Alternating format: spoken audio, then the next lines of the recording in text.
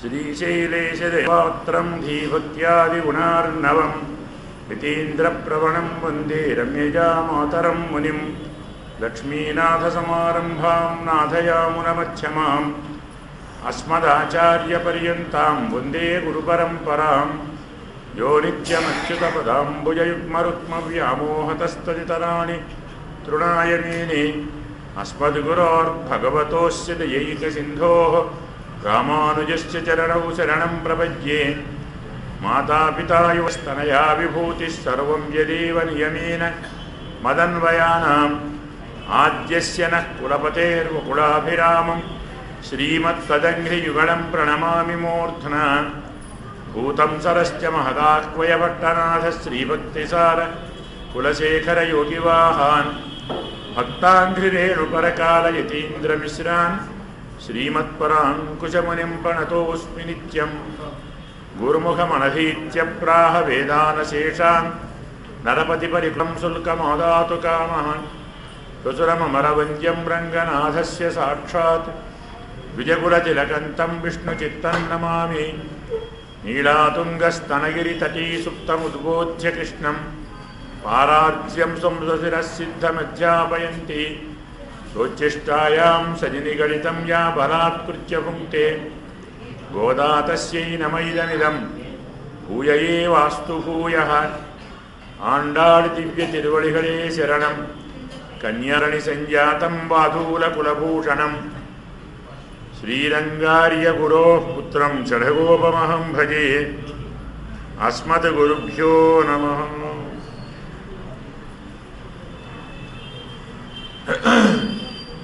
భగవద్బంధువులారా, మాలే మణివన్న అనే 26వ పాసురంలో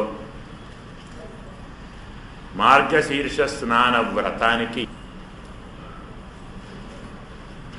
పెద్దలు ఆచరించిన ఈ వ్రతం, దానికి కావలసిన పరికరములను ప్రసాదించమని అడిగారు. అందులో నీ పాండిజన్యము లాంటిది, తెల్లటిది, సకల భూమండలాన్ని వణికించేటువంటి ధ్వని కలిగిన పెద్ద శంఖం కావాలి. మధ్య భాగం చాలా విశాలంగా ఉండేటువంటి పెద్ద తప్పెట కావాలి. వల్లాండు పాడేవారు కావాలి. మంగళ దీపం కావాలి. ధ్వజము కావాలి. మేల్కట్టు పైకట్టు అంటాం. ఇవి మాకు ప్రసాదించమని, నీవు ప్రసాదించగలవాడవని, నీ సామర్థ్యానికి సూచికగా పటపత్రశాయి అని అఖిలాండకోటి బ్రహ్మాండములను ఉదరములో దాచుకొని చిన్న మర్యాకుపై పవడించిన నీకు ఈ పరికరాలు అసాధ్యమురా అని అడిగారు.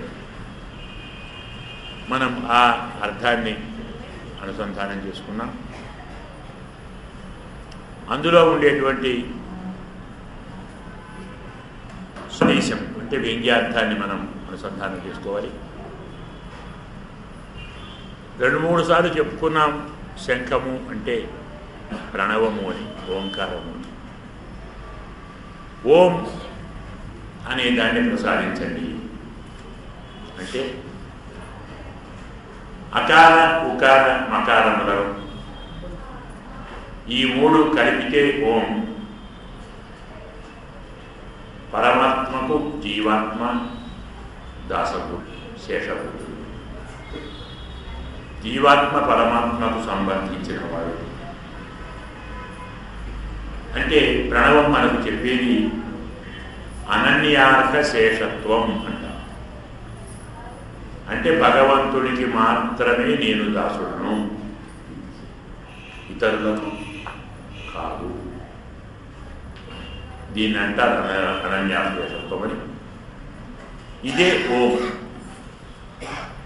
ఇదే శంఖం.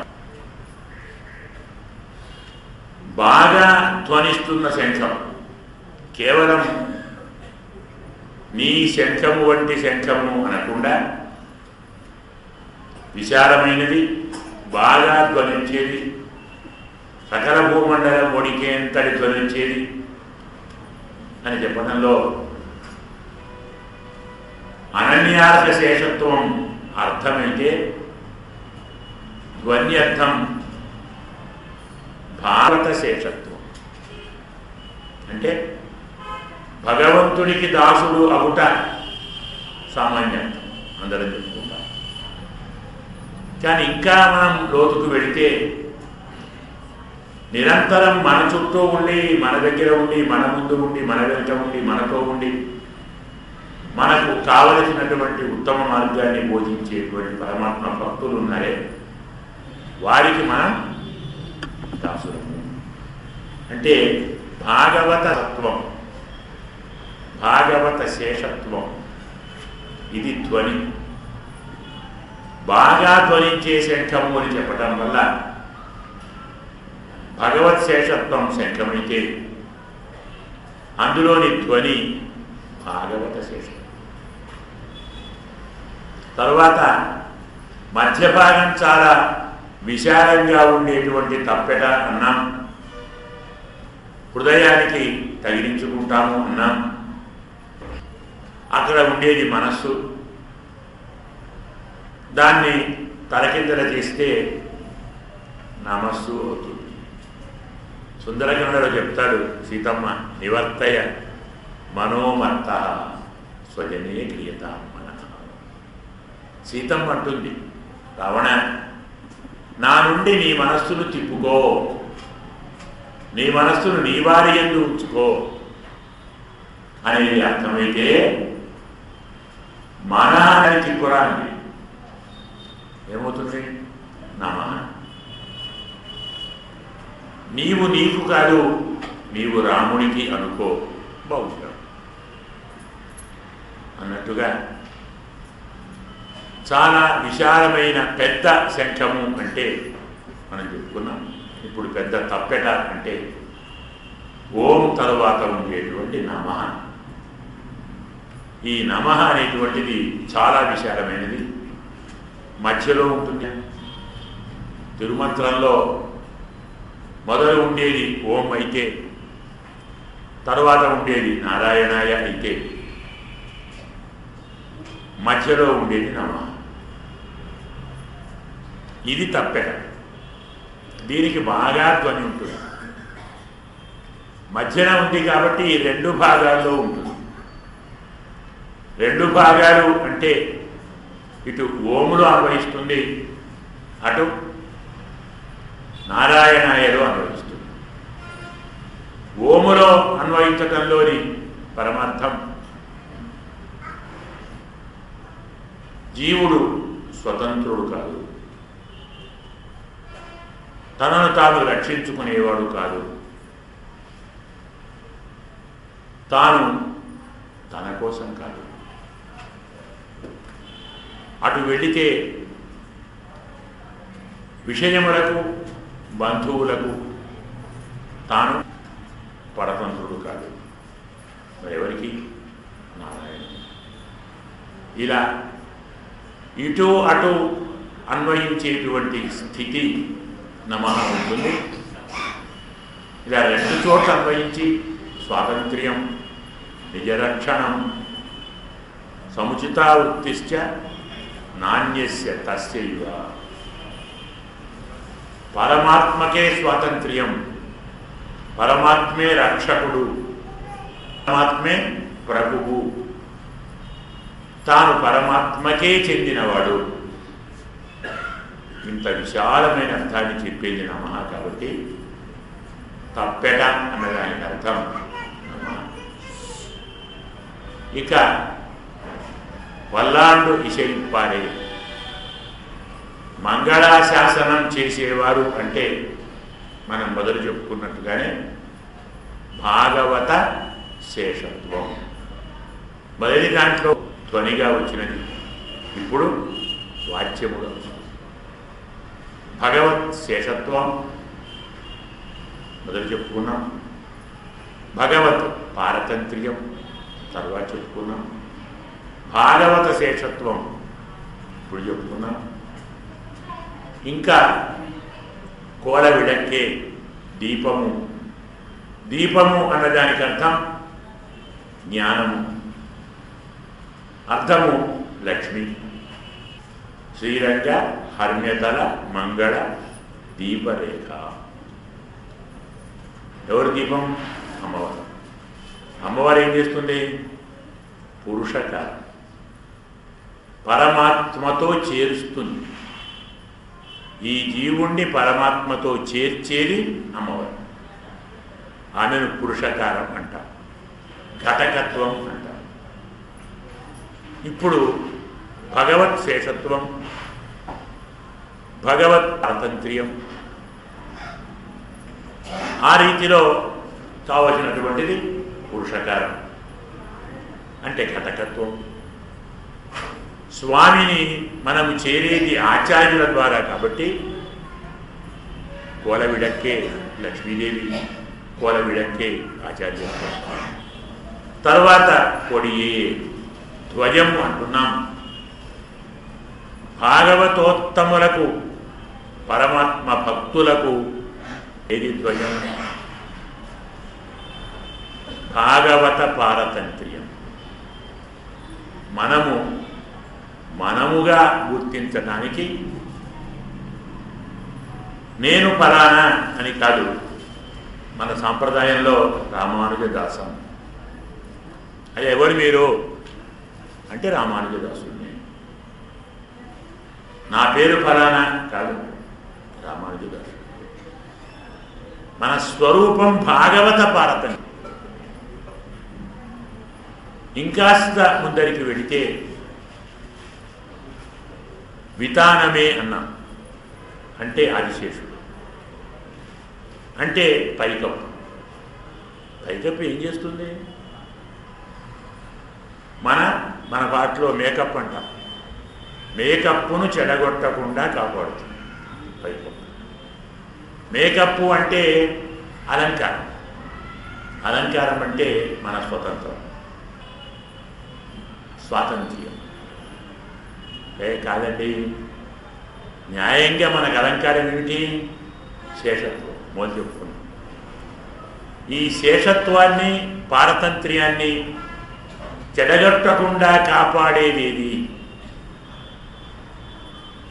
శేషత్వ పారతంత్ర్యాల వల్ల కలిగే ఆనందము నాది అన్న భావన లేకపోవటం. స్వభోక్తృత్వ నివృత్తి అంటారు. అంటే నేను కర్మతోటి, జ్ఞానంతోటి, భక్తితోటి, ప్రపత్తితోటి, అవతార రహస్య జ్ఞానంతో, భాగవత శేషత్వంతో, భాగవత కైంకర్యంతో, అలాగే భాగవత పారతంత్ర్యంతో ఇన్ని విధాలుగా ప్రవర్తించి పరమాత్మ కృపను పొంది అమ్మవారి ద్వారా పరమాత్మను చేరి పరమాత్మతో రకరకముల అనుభవాన్ని పొందుతున్నందువల్ల కలిగిన ఆనందం నాకు, ఇది నాది అన్న ఒక్క భావన మనలో ఉన్ననాడు ఇది మొత్తము కుండెడు తేనెలో ఒక్క నీటి చుక్క పడ్డట్టు అవుతుంది. మనము కాదు భోక్తలం. లడ్డూ మనం తింటున్నాం, లడ్డూ తయారు చేసుకొని తింటున్నాం. లడ్డూ తిన్నందువల్ల తింటున్న మనకానందమా, లడ్డూకానందమా? అబ్బా, నేనెంత తీయగా ఉన్నాను, నేనెంత పచ్చగా ఉన్నాను, నేనెంత కమ్మగా ఉన్నా లడ్డు అనుకుంటుందండి? అనుకుంటుందే. మరి లడ్డు మన నోట్లో నవలబడుతున్నప్పుడు, మనం దాన్ని నవలుతున్నప్పుడు పొరపాటున ఆ లడ్డు నేను బాగున్నానా, తీయ ఉన్నానా, బాగా తింటున్నావా అని అడిగింది అనుకోండి, మన పరిస్థితి ఏంటి? అమ్మ బాబో, ఇందులో దెయ్యాలు భూతాలు వచ్చి మాట్లాడుతున్నాయి, పరిగెత్తుతాం. దానికి హక్కు లేదు, అది కేవలం తినబడేది. మనము ఎలాంటి వస్తువును ఎలాంటి రుచితో తినాలని భావించామో అలా మనం తయారు చేసుకుంటాం. శనగపిండి, నెయ్యి, చక్కెర, ఈ మూడు కలిపి గుండ్రగా చేసుకుంటే లడ్డు, పొడుగ్గా చేసుకుంటే మైసూర్ ఆధారవే, రుచి ఇంచుమించు అదే. అందులో నెయ్యి ఎక్కువ, ఇందులో ఇంకోటి ఎక్కువ. ఫలానా కావాలని అనుకున్నది ఎవరు? తినేవాడు. అది అనుకోలేదు. నేను లడ్డూగా తయారు కావాలి, నేను గుండ్రగా తయారు కావాలి, నేను పొడుగ్గా తయారు కావాలి, నేను తీయగా అనుకుంటా. మనం అనుకుంటాం, తినేవాడు అనుకుంటాడు. అలాగే పరమాత్మ కూడా మనను తనకు దాసుడిని చేసుకోవాలి, తన దాసుడికి దాసుడిని చేసుకోవాలి, తనకు కైంకర్యపరుడిగా చేసుకోవాలి, తన దగ్గరికి తీసుకొచ్చుకోవాలి. తాను మనవడు అనుకోవడానికి అయినప్పుడు ఈ మొత్తం ప్రవృత్తి కార్యక్రమంలో ఎక్కడైనా నేను నాది అన్న భావన వచ్చినాడు ఇది మొత్తం వ్యర్థం. ఇలాంటి భావనకు వ్యర్థత్వాన్ని కలిగించకుండా ఉండేది వితానమే. ఇది స్వభోక్తృత్వ నివృత్తి. ఇలా మొత్తం కలుపుకుంటే భగవత్ శేషత్వం, అలాగే భగవత్ పారతంత్ర్యం, భాగవత శేషత్వం, భాగవత పురుషకారం. ఈ శేషత్వ పారతంత్ర్యాలలో భోక్తృత్వ నివృత్తి అంటే నేనే, ఈ ఆనందం నాది. మోక్షమునకు పోయినా పరమపదమునకు పోయినా ఆనందించేది మనం కాదు, ఆనందించేది మనతో స్వామి. అహమన్నం అహమన్నం అహమన్నం అంటుంది వేదం. నేను అన్నాన్ని. మనం వెళ్ళి స్వామి దగ్గరికి పోయి స్వామి నేను అన్నాన్ని అంటే నేను భోగ్యాన్ని అనుభవించవయ్యా అనుభవించవయ్యా అనుభవించవయ్యా అడుగుతాం. కానీ నేను స్వామిని తింటున్నానంటామా? అనుభవించేది మనము కాదు, అనుభవించబడేది మనం, అనుభవించేవాడు కాదు.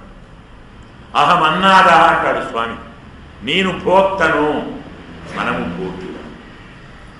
ఈ భోక్తృత్వ భోగ్యత్వ విచారంలో కూడా నేను భోగ్యమనే జ్ఞానము నాకు కలిగింది అన్నది అర్థమే. అంటే మనం చెప్పుకున్నాం కోరయాపీడ వృత్తాంతంలో కర్తృత్వాహంకారం కానీ, జ్ఞాతృత్వాహంకారం కానీ, భోక్తృత్వాహంకారం కానీ, శేషత్వాహంకారం కానీ ఇవేవి ఉన్నా మనం అయోగ్యుడని ఈ స్వభావాన్ని నిన్నటి పాఠంలో మనకు వ్యంగ్యార్థ రూపంలో చెప్పారు. ఇంతకు ఏమడిగారు? నీలమ్మ ఏమడిగింది? అండాళమ్మ ఏమడిగింది స్వామిని? నీ శంఖము కావాలి. కాదు కాదు, శంఖములు కావాలి. ఎలాంటి అంటే నీ పాంచజన్యము లాంటివి. అలాంటివి ఇంకా ఇంకోటి ఉంటాయా? పరమాత్మ వంటి వాడు ఇంకొకటి ఉంటాడా? భగవంతుని పోయినవాడు ఇంకొకడు లేనప్పుడు పరమాత్మ శంఖం సంఖ్య ఎక్కడ ఉంటుందండి? అంటే ఏమర్థం?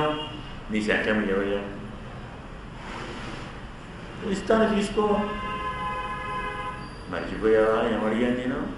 శంఖములు ఒకడిగా 3 కావాలి కనీసం, తీసుకో.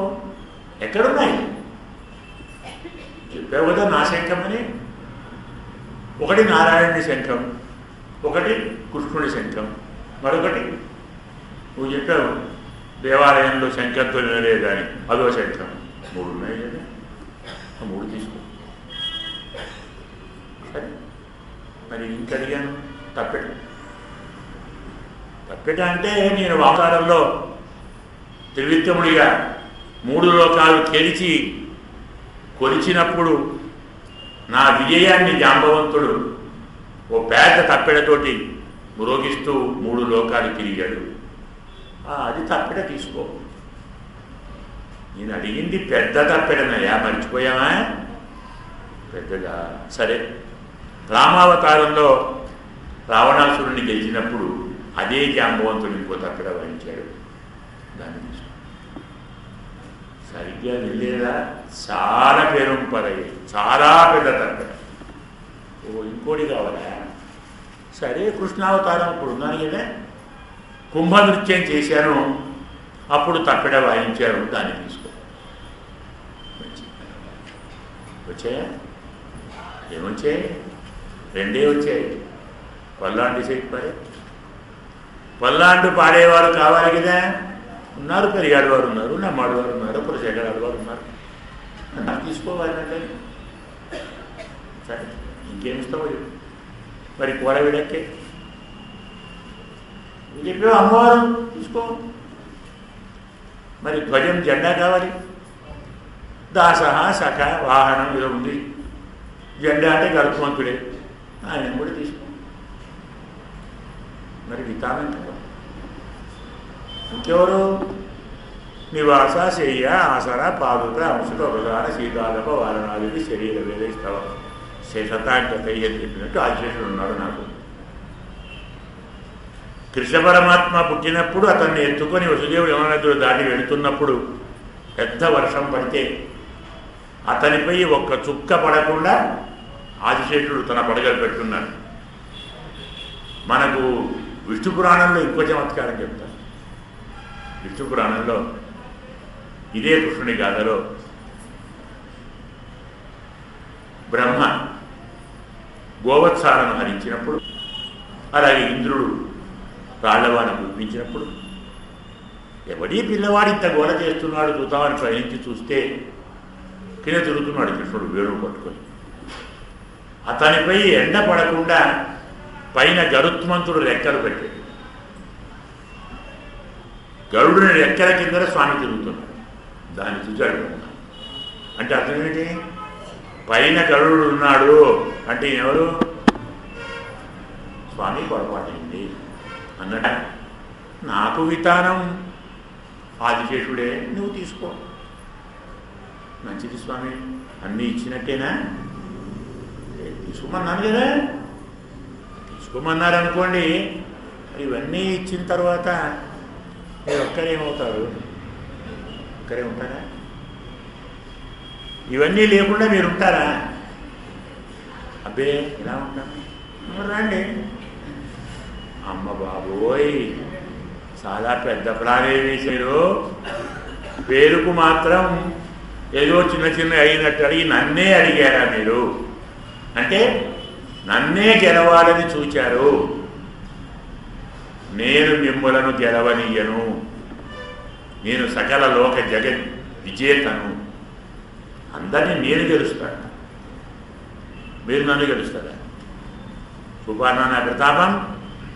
కొంచెం పరమాత్మ వారితోటి పరిహాసం ఆడబోయాడు. స్వామి, నీవు మమ్మల్ని గెలవలేవయ్యా, మాకు తెలుసు నీ స్వభావం. ఎవరు నీ దగ్గరికి రారో, ఎవరు నిన్ను చేరరో, ఎవరు నిన్ను కూడరో, ఎవరు నిన్ను ప్రార్థించరో, ఎవరు నీతో నీవారం మేమని అనరో వారిని గెలుస్తారు. అంతా నీవే, అంతా నీదే, అంతా నీకే, మేమంతా నీవారము అన్నవారి దగ్గర నువ్వే ఓడిపోతావు. మౌసయ్య, మాకు తెలుసు నీవు మమ్మల్ని నిలవలేవు. నీవు గెలిచేది నిన్ను కూడని వారిని. అంతేకాదు, నెల రోజుల నుంచి నెయ్యున్నో పాలున్నో నాటకాలే నీరాడి మయ్యట్టులో మరొట్టు నాగులో చెయ్యాలని చెయ్యో తిక్కురై సమ్మోదాం.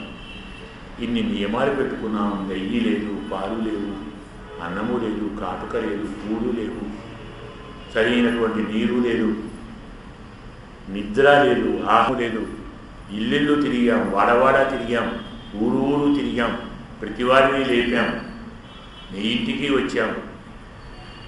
నీ భవనపాలకుణ్ణి, ద్వారపాలకుణ్ణి, నందుణ్ణి, యశోదను, నిన్ను, మీ అన్నను, నీడాదేవిని, మళ్ళీ నిన్ను, నీ శర్యాకారిక సౌందర్యం, నిద్రాకారిక సౌందర్యం, ప్రబోధన సౌందర్యం, సింహాసన సౌందర్యం, కటాక్ష సౌందర్యం, ఇన్ని కోరి కోరి కోరి నిన్ను చేరాము.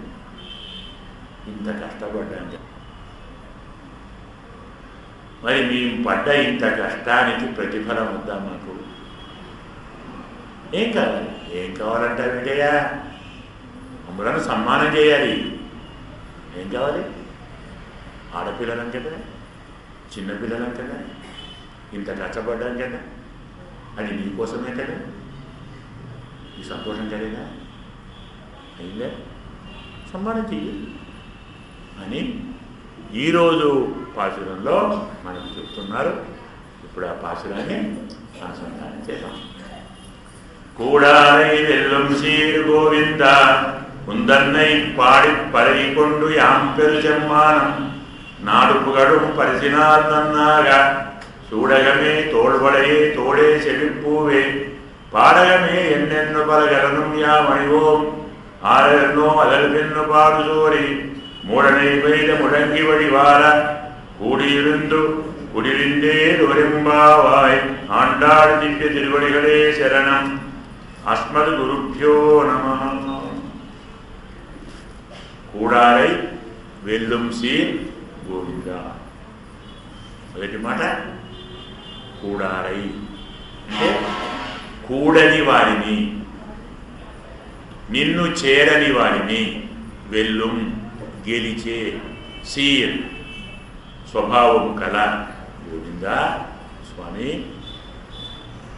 ఉందన్నై పాడి పరైకొండు, నీ నామాన్ని కీర్తించి పరై మా వ్రతానికి కావలసిన పలను తీసుకుంటాము.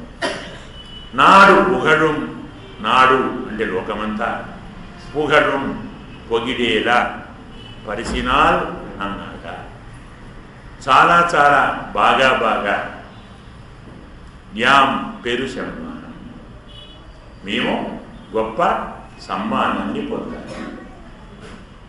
ఏంటి చూడగమే, మాకేం కావాలి, ఆడవాళ్ళకి ఏం కావాలండి, చేతులకు గాజులు కావాలి, ఏం కావాలి.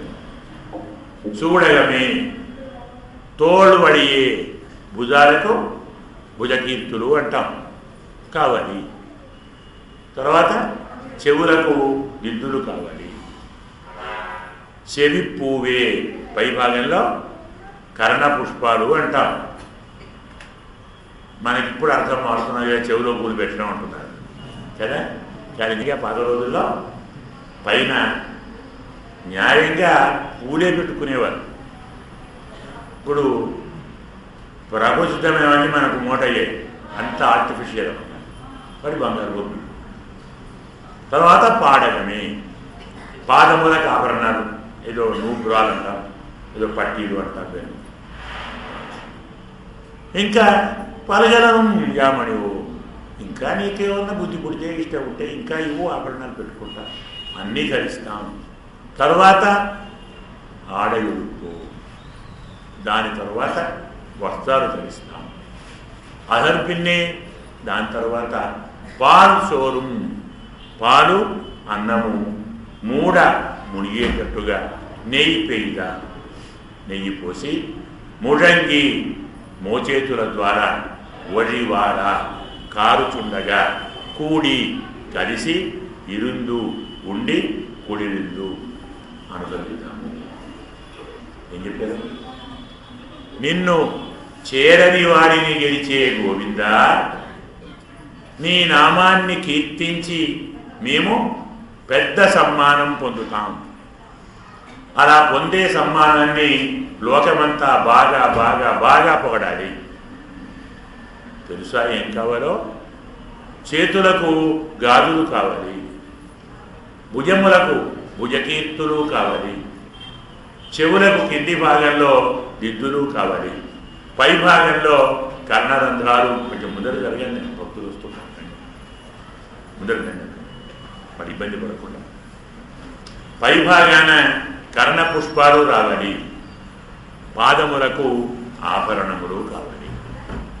దీని తర్వాత వస్త్రములు ధరించాలి. వస్త్రములు ధరించి ఇంతకాలం దాచిపెట్టిన పాలలో అన్నము వేసి వాడకుండా దాచుకున్న నెయ్యిని దాని మీద పోసి, పాలు అన్నము కనపడకుండా నెయ్యి పోసి, సరే ఎలాగో చక్కెర వేసుకుందాం, ఆ పరమాన్నాన్ని మోచేతుల ద్వారా కారుతూ ఉండగా ఒకరిని ఒకరు ఆనుకొని కూర్చొని కలిసి ఉండి భుజిద్దాం, ఆనందిద్దాం. దీన్నే భావం అంటారు. ఇంతకేం చెప్పారు? ఇంత కష్టపడితే మమ్ములను గెలుస్తానంటావా స్వామి? మమ్ములను నీవు గెలవలేవు. మాకు నీ స్వభావం బాగా తెలుసు. ఎవరు నిన్ను చేరరో వారిని నీవు గెలుస్తావు. ఇందులో రెండు మాటలు, మనకు ముఖ్యమైన మాటలు రెండు మూడు ఉన్నాయి. నిన్ను చేరని వారిని నీవు గెలుస్తావు. నిన్ను నిరంతరం నామ సంకీర్తనం చేస్తున్న మాకు సమ్మానం కావాలి. నిన్ను చేరని వారు అంటే భగవంతుణ్ణి చేరని వారు ఓ 4 రకాలుగా ఉంటారు. మొదటి రకం పరమభక్తులు, రెండవ రకం ప్రేయసులు, మూడవ రకం శత్రువులు, నాలుగవ రకం ఉదాసీనులు. అంటే నమ్మాడు వారు ఉన్నారు, యామనాచల వారు ఉన్నారు, నాథ ఉన్నారు. వీరంతా స్వామికి పరమభక్తాగ్రేసరు. పరమాత్మ లేకుండా ఒక్క క్షణమైనా బ్రతకలేని వారు. అలాంటి వారు కూడా ధిక్ అశుచిం నిర్లజ్జం అంటారు. స్వామి మేము నీ దగ్గరికి రావాలి, నీవు మా దగ్గరికి వస్తావు, మనిద్దరం ఒకచోట ఉంటాము. అయినా అలా ఉండొచ్చా? నువ్వెక్కడా, మేమెక్కడా? నీవు వైకుంఠంలో సకల జగత్ కర్తవు, సకల జగత్ భర్తవు, సకల జగత్ హర్తవు, సకల శాసకుడవు, సకల నియామకుడవు. నువ్వెక్కడా? పరమనీచుణ్ణి నేనెక్కడయ్యా? పాంచభౌతికమైన మలమూత్రభూయిష్టమైన శరీరంలో ఉండే నేనెక్కడ? ప్రకృతికి అతీతమైన సతత్ర భాస్కర అది చంద్రతారకౌ నేమా విద్యుత కుతోయమగ్ని అంటుంది వేదం. అక్కడ చంద్రుడు కానీ, సూర్యుడు కానీ, నక్షత్రాలు కానీ, అగ్ని కానీ ఇలాంటివేవీ పరిచయవు. అలాంటి వాటికి అతీతమైన అక్కడెక్కడో ఉండే నీవెక్కడ? ఇలాంటి లోకంలో ఉండే నేనెక్కడ? పరమ నీచుణ్ణి నేను, పరపురుషుడవు నీవు. అలాంటి నిన్ను మేం చేస్తాం. చేరవచ్చా? పనికిరాదు, నేను రాం అంటాడు.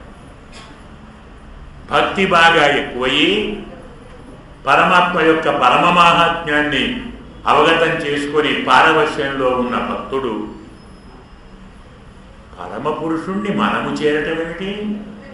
మనకు ఆ యోగ్యత ఉందే? మనం పనికిరాము, స్వామి మేము రాం అంట. ఇక ప్రేయసి ప్రియుడు చెప్పిన సమయానికి రాకుంటే ఆలస్యమైందని అలిగి దూరంగా వెళ్ళిపోతాడు. అది ప్రేమే కదా. ప్రియురాలు ప్రియునికి దూరమై అలిగిపోవటం కోపమా ప్రేమనా? ఏమందా? ప్రేమే. దాని పేరేమిటి? ప్రణయ కలహం అంటారు. ప్రేమతో కోపం. మనకు చమత్కారమైన ఘట్టం వస్తుంది. మనకు భాగవతంలో తృతీయ స్కంధంలో చెప్తారు. వరాహావతార వృత్తాంతం కంటే కొంచెం ముందు సనకాదుల శాపం ద్వారపాలకు వస్తుంది కదా. సనక, సనందన, సనత్కుమార, సనత్సుజాతుల నలుగురు వైకుంఠానికి వెళ్ళి పరమాత్మను సేవించాలి అనుకొని బయలుదేరినప్పుడు ద్వారపాలకులు అడ్డుకున్నారు. అడ్డుకున్నటువంటి ద్వారపాలకులను శపించారు. మీరు భూలోకంలో రాక్షస యోనులలో పుట్టండి అని. సరే, ఆ వృత్తాంతం ప్రకారం ఇంకా ముందర ఆ వృత్తాంతం ప్రకారం మాకీ శాపం వచ్చినదే, మేము ఇలా భూలోకానికి పోవలసి వచ్చినదే అని మీరు బాధపడుతుంటే సనకాదులు మేము పరమశాంతంగా ఉన్న అనుభవము, పరమాత్మ దర్శనంతం మరి దేన్ని కోరని వారము, మేము వస్తువులను వద్దని వారించిన మమ్మలను కోపించిన ద్వారపాలకులకు వైకుంఠంలో కోపం పనికొస్తుందా అని చెప్పిన మేము మరి కోపానికి గురై శాపం పెట్టడం తప్పు కదా? మా తప్పు కదా? ద్వారపాలకులు మమ్మలను ఆపడం తప్పైతే ఆపిన వారిని శపించడం మా తప్ప కదా? మరి వైకుంఠంలో మాకేలా కోపం వచ్చింది? పరమాత్మ సన్నిధిలో పరమశాంతమూర్తి స్వామి, అసలు వైకుంఠంలో కోపము తాపము ఇలాంటి భావాలేవి ఉండవు. భక్తి ప్రపత్తి పరమాత్మ నామము సంకీర్తనం అనుభవం పారవశ్యం తప్ప మరీ ఉండదు. ఇలాంటి చోట మాకెందుకు కోపం వచ్చింది? మేమెలా వీరిని ఎందుకు కోపించాం శపించాం అని సనకాదులు కాస్త చింతాక్రాంతులైతే, ఇప్పటిదాకా బాగుండి ఎందరినో లోపలికి పంపిన మేము సనకాదులు వస్తే ఎందుకు ఆపాము? ఈ బుద్ధి మాకెందుకు కలిగింది? మేమేలా శాపాన్ని ఎందుకు పొందాము? మేమేం తప్పు చేశాము? అంటే ఇద్దరు పరస్పరం అనుతాపం పొందారు. వీరు పొందారు, వారు పొందారు. పరమాత్మ ఇద్దరి మనస్సు భావాన్ని గుర్తించి, అందరా మీ తప్పేమీ లేదురా, ఇందులో ఇదంతా నేను చేసినదే, మీరు కొత్తగా చేసింది ఏం లేదు. ఇంతకు కొద్ది క్రితమే లక్ష్మీదేవి నా ప్రియురాలు, నా ధర్మపత్ని చెప్పిన దాన్ని మీరు కన్ఫర్మ్ చేశారంతే. మీరుగా పెట్టిన శాపమంటూ ఏం లేదు అని కథ చెప్పారు. తెలుసా ఏమిటో కదా? ఎంతసేపు వీళ్ళిద్దరే ఉన్నారు లక్ష్మీనారాయణ వైకుంఠంలో, ఏకాంతంలో ఉన్నారు అనుకున్నా. కాసేపు యుగాలు యుగాలు కలిసి ఉంటున్నారు కదా. ఇలా ఎంతసేపు వారి ముఖం వీరి వారు చూసుకుంటే ఎంతసేపు కూర్చుంటారు? మరీ బోరు కొట్టదు. మరీ ప్రేమ ఎక్కువైనా కష్టమే, బోరు కొట్టేసింది. మరీ ఊరికే ప్రేమ ఎందుకు అదే కొట్లాడదాం అనుకుంటా. బాగుంటుంది. ఎప్పుడు ప్రేమ అయితే ఏం బాగుంటుంది? అది లడ్డూలు బాగా తింటే ఎంబడింటారు, పులుపో కారమో తినాలి కదా. ఇంత ప్రేమ బాగలేదు, బోరు కొట్టేసింది, మరిద్దరం కలిసి పంచాయతీ పెట్టుకుందాం, కొట్లాడదాం. సరే కొట్లాడదాం. ఏం కొట్లాడుతుంది? ఏదో అనుకున్నారు, అదే మాట్లాడుకున్నారు, కాసేపు కొట్లాడుకున్నారు. అమ్మ సరే అని అన్నారు కదా, మేము బయలుదేరిపోతున్నాను. వెళ్ళు, పెడుతున్నాను, వెళ్ళు. మళ్ళీ చెప్తున్నాను, వెళుతున్నాను, వెళ్ళు. లేచిపోయింది. ద్వారం దాకా వెళ్ళి పక్కన అక్కడికి వెళ్ళేటప్పుడు తిరిగి చెప్తున్నాను చివరిసారిగా, వెళుతున్నాను. వెళ్ళమన్నాను కదా, మళ్ళీ చెప్తున్నారు. అలా కాదు, అవతలికి వెళితే మళ్ళీ రాను, జ్ఞాపకం ఉంచుకో. నువ్వు రావటం కాదు, నువ్వు వచ్చినా నేను రానియను. అంతా ఉట్టితే మన కోసమే నాటకాలు. వెళ్ళిపోయి ఆ మాట వీళ్ళిద్దరు విన్నారు. ద్వారపాలకులు ఏమాట? నీవు వచ్చి మళ్ళీ నిన్ను రానియను. అంటే స్వామి అమ్మవారు రావటం స్వామికి ఇప్పుడు ఇష్టం లేదన్నమాట. పొరపాటున అమ్మవారు వస్తే ఏం చేయాలి? మేము ఆపేయాలి. అందింది, మాకు ఆ సందేశం అందింది అనుకుని అడిగి ఉన్నారు. ఆమె అక్కడ ఉంటుందా? తనాలు కాలే కదా, చెప్పుకాయ పోవాలి, ఆత్మగారు పోవాలి. మళ్ళీ వచ్చేసింది. రాగానే బెత్తం వాళ్ళ పెట్టాడు. స్వామి వద్దన్నాడు కదా. ఊరి దుర్మార్గులారా, మీరు మమ్మల్ని ఆపుతారటరా మా ఇంట్లో? మేము భార్యాభర్తలో మాట్లాడుకుంటాం, పాటలు పాడుకుంటాం, కొట్లాడుకుంటాం, ముచ్చట్లాడుకుంటాం, ముద్దులు ఆడుకుంటాం, ఎగురుతాం, జంతులేస్తాం. ఎవర్రా మమ్మల్ని ఆపడానికి? సమశాస్త్రం ఏంటి? బుద్ధి ఉన్నవాడెవడు భార్యాభర్తల మధ్యలో వెళ్ళొచ్చా? కోపంగా ఉన్నప్పుడు కాస్త అటు అన్నా మళ్ళీ ఒకటి మా ఇష్టం అయ్యా, నా భర్త నన్ను కొట్టాలి చనిపోయారు కబురు చెప్పిందాక వాళ్ళే. ఇలా అన్నాడు, అలా అన్నాడు, జవాబు పెడుతున్నాడు, కబురు చెప్పింది వాళ్ళు. మనం మాట్లాడు, అవునండి నా భర్త నా ఇష్టం అంటారు, పడతాం. నువ్వెవరయ్యా? పొరపాటున మధ్యకు పోకూడదని శాస్త్రం. అలా మధ్యకు పోయిన పాపానికి వీళ్ళ శాపం వచ్చింది. ఇప్పుడు ఈ శాపం ఎందుకు వచ్చింది? వరాహ, నారసింహ, వామన, పరశురామ, శ్రీరామ, బలరామ, కృష్ణ ఇత్యాది అవతారాలతోటి ఈ లోకాన్ని ఉద్ధరించబోయి పరమాత్మ విహరించబోయి చిన్న నాటకం అనేది.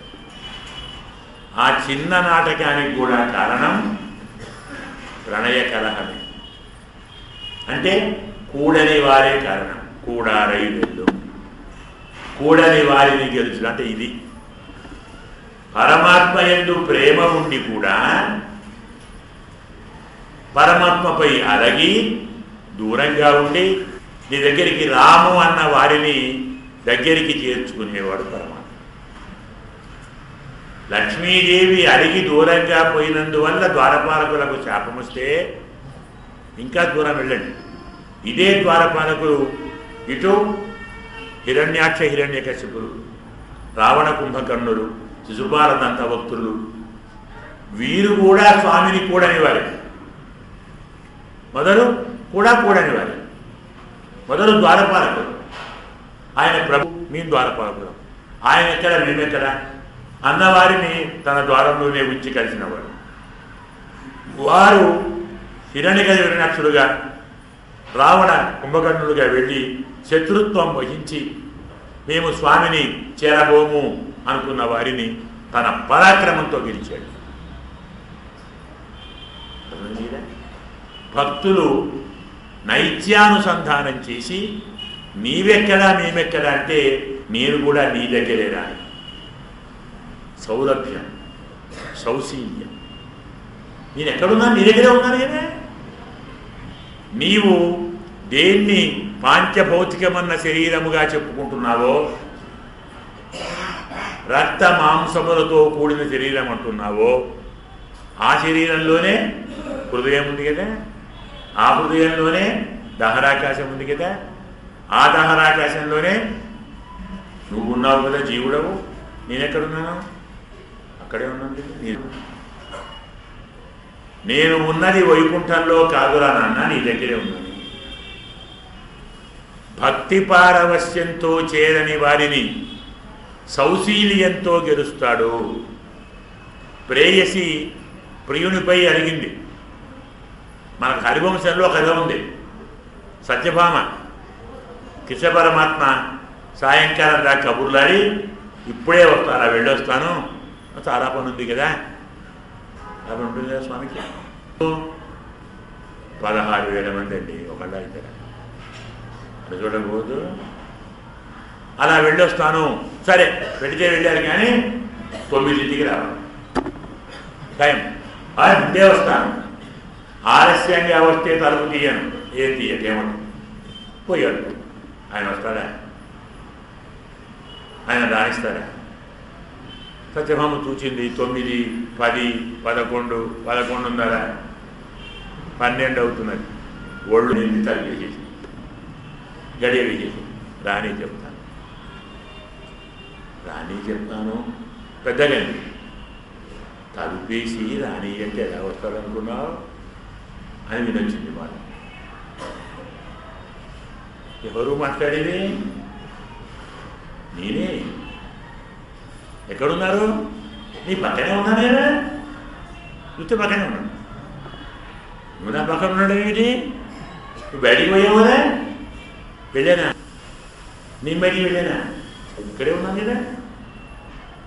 కాదు తలుపేసినానికి వచ్చావు. తలుపేసిన ఎవరు వస్తారా? వస్తే ఎప్పుడు రావాలండి? నేను వచ్చానంటే నీవు తలుపు వేయకుంటే రావాలి కదా. తలుపు వేసినానికి వస్తానా? రారు అంటే ముందే వచ్చాను. అసలు వెళితే కదా రావడానికి. ఇక్కడే ఉన్నాను. వెళ్ళొస్తాను అన్నారు కదండి. అన్నాను. ఏదో టైం ఇప్పుడు 9 అని మళ్ళీ వస్తాను లేదు, ఇక్కడే ఉన్నా. ఎక్కడికి పోతాను? ఉన్నాడే. ఆయన ఉండడం ఏంటి, పోవడం ఏంటి? సర్వాంతర్యాన్ని లేది ఎక్కడా, ఉండేది ఎక్కడా? తన దివ్య ప్రభావాన్ని చూపి అడిగిన వారిని ప్రేమతో గెలుస్తాడు, భక్తులకు సౌలభ్యంతో గెలుస్తాడు, శత్రువులను పరాక్రమంతో గెలుస్తాడు. రావణాసురుడు ఉన్నాడు, ద్విధాభిమద్వా నననేయంతు కంచన ఏషమే సహజో దోష స్వభావో దురతిక్రమం. నన్ను రెండుగా చీల్చండి, నేనెవ్వరికి తల వంచను, ఇది నా స్వభావం అన్న రావణాసురుణ్ణి హనుమంతుడిని పంపాడు, అంగదుణ్ణి పంపాడు. వాడు వస్తే ఏమీ లేకుండా చేసి పోరా రేపు రాబో. ఎందుకన్నాడు ఆ మాట? ఏమో పొరపాటున బుద్ధి మారి మళ్ళీ వస్తానులే, రేపు వచ్చిన వాడు ఇదే గచ్చి కదా, నాకు ఇక్కడే ఉంటాను, నువ్వే దిక్కు కాపాడు అడుగుతాడేమో. కాపాడు, మన అదృష్టం బాగుండు అడగలేదు. లేదు, సంప్రదాయజ్ఞుడ సరసోక్తి ఏమిటంటే రావణాసురుడు మళ్ళీ అడిగి క్షమింపబడి, అంటే రావణాసురుణ్ణి కూడా క్షమించటానికి అవకాశాన్ని కలిగించే పుణ్యం రాముడు చేసుకొని లేడు అన్నాడు. రాముడు ఆ పుణ్యం చేసుకోలేదు.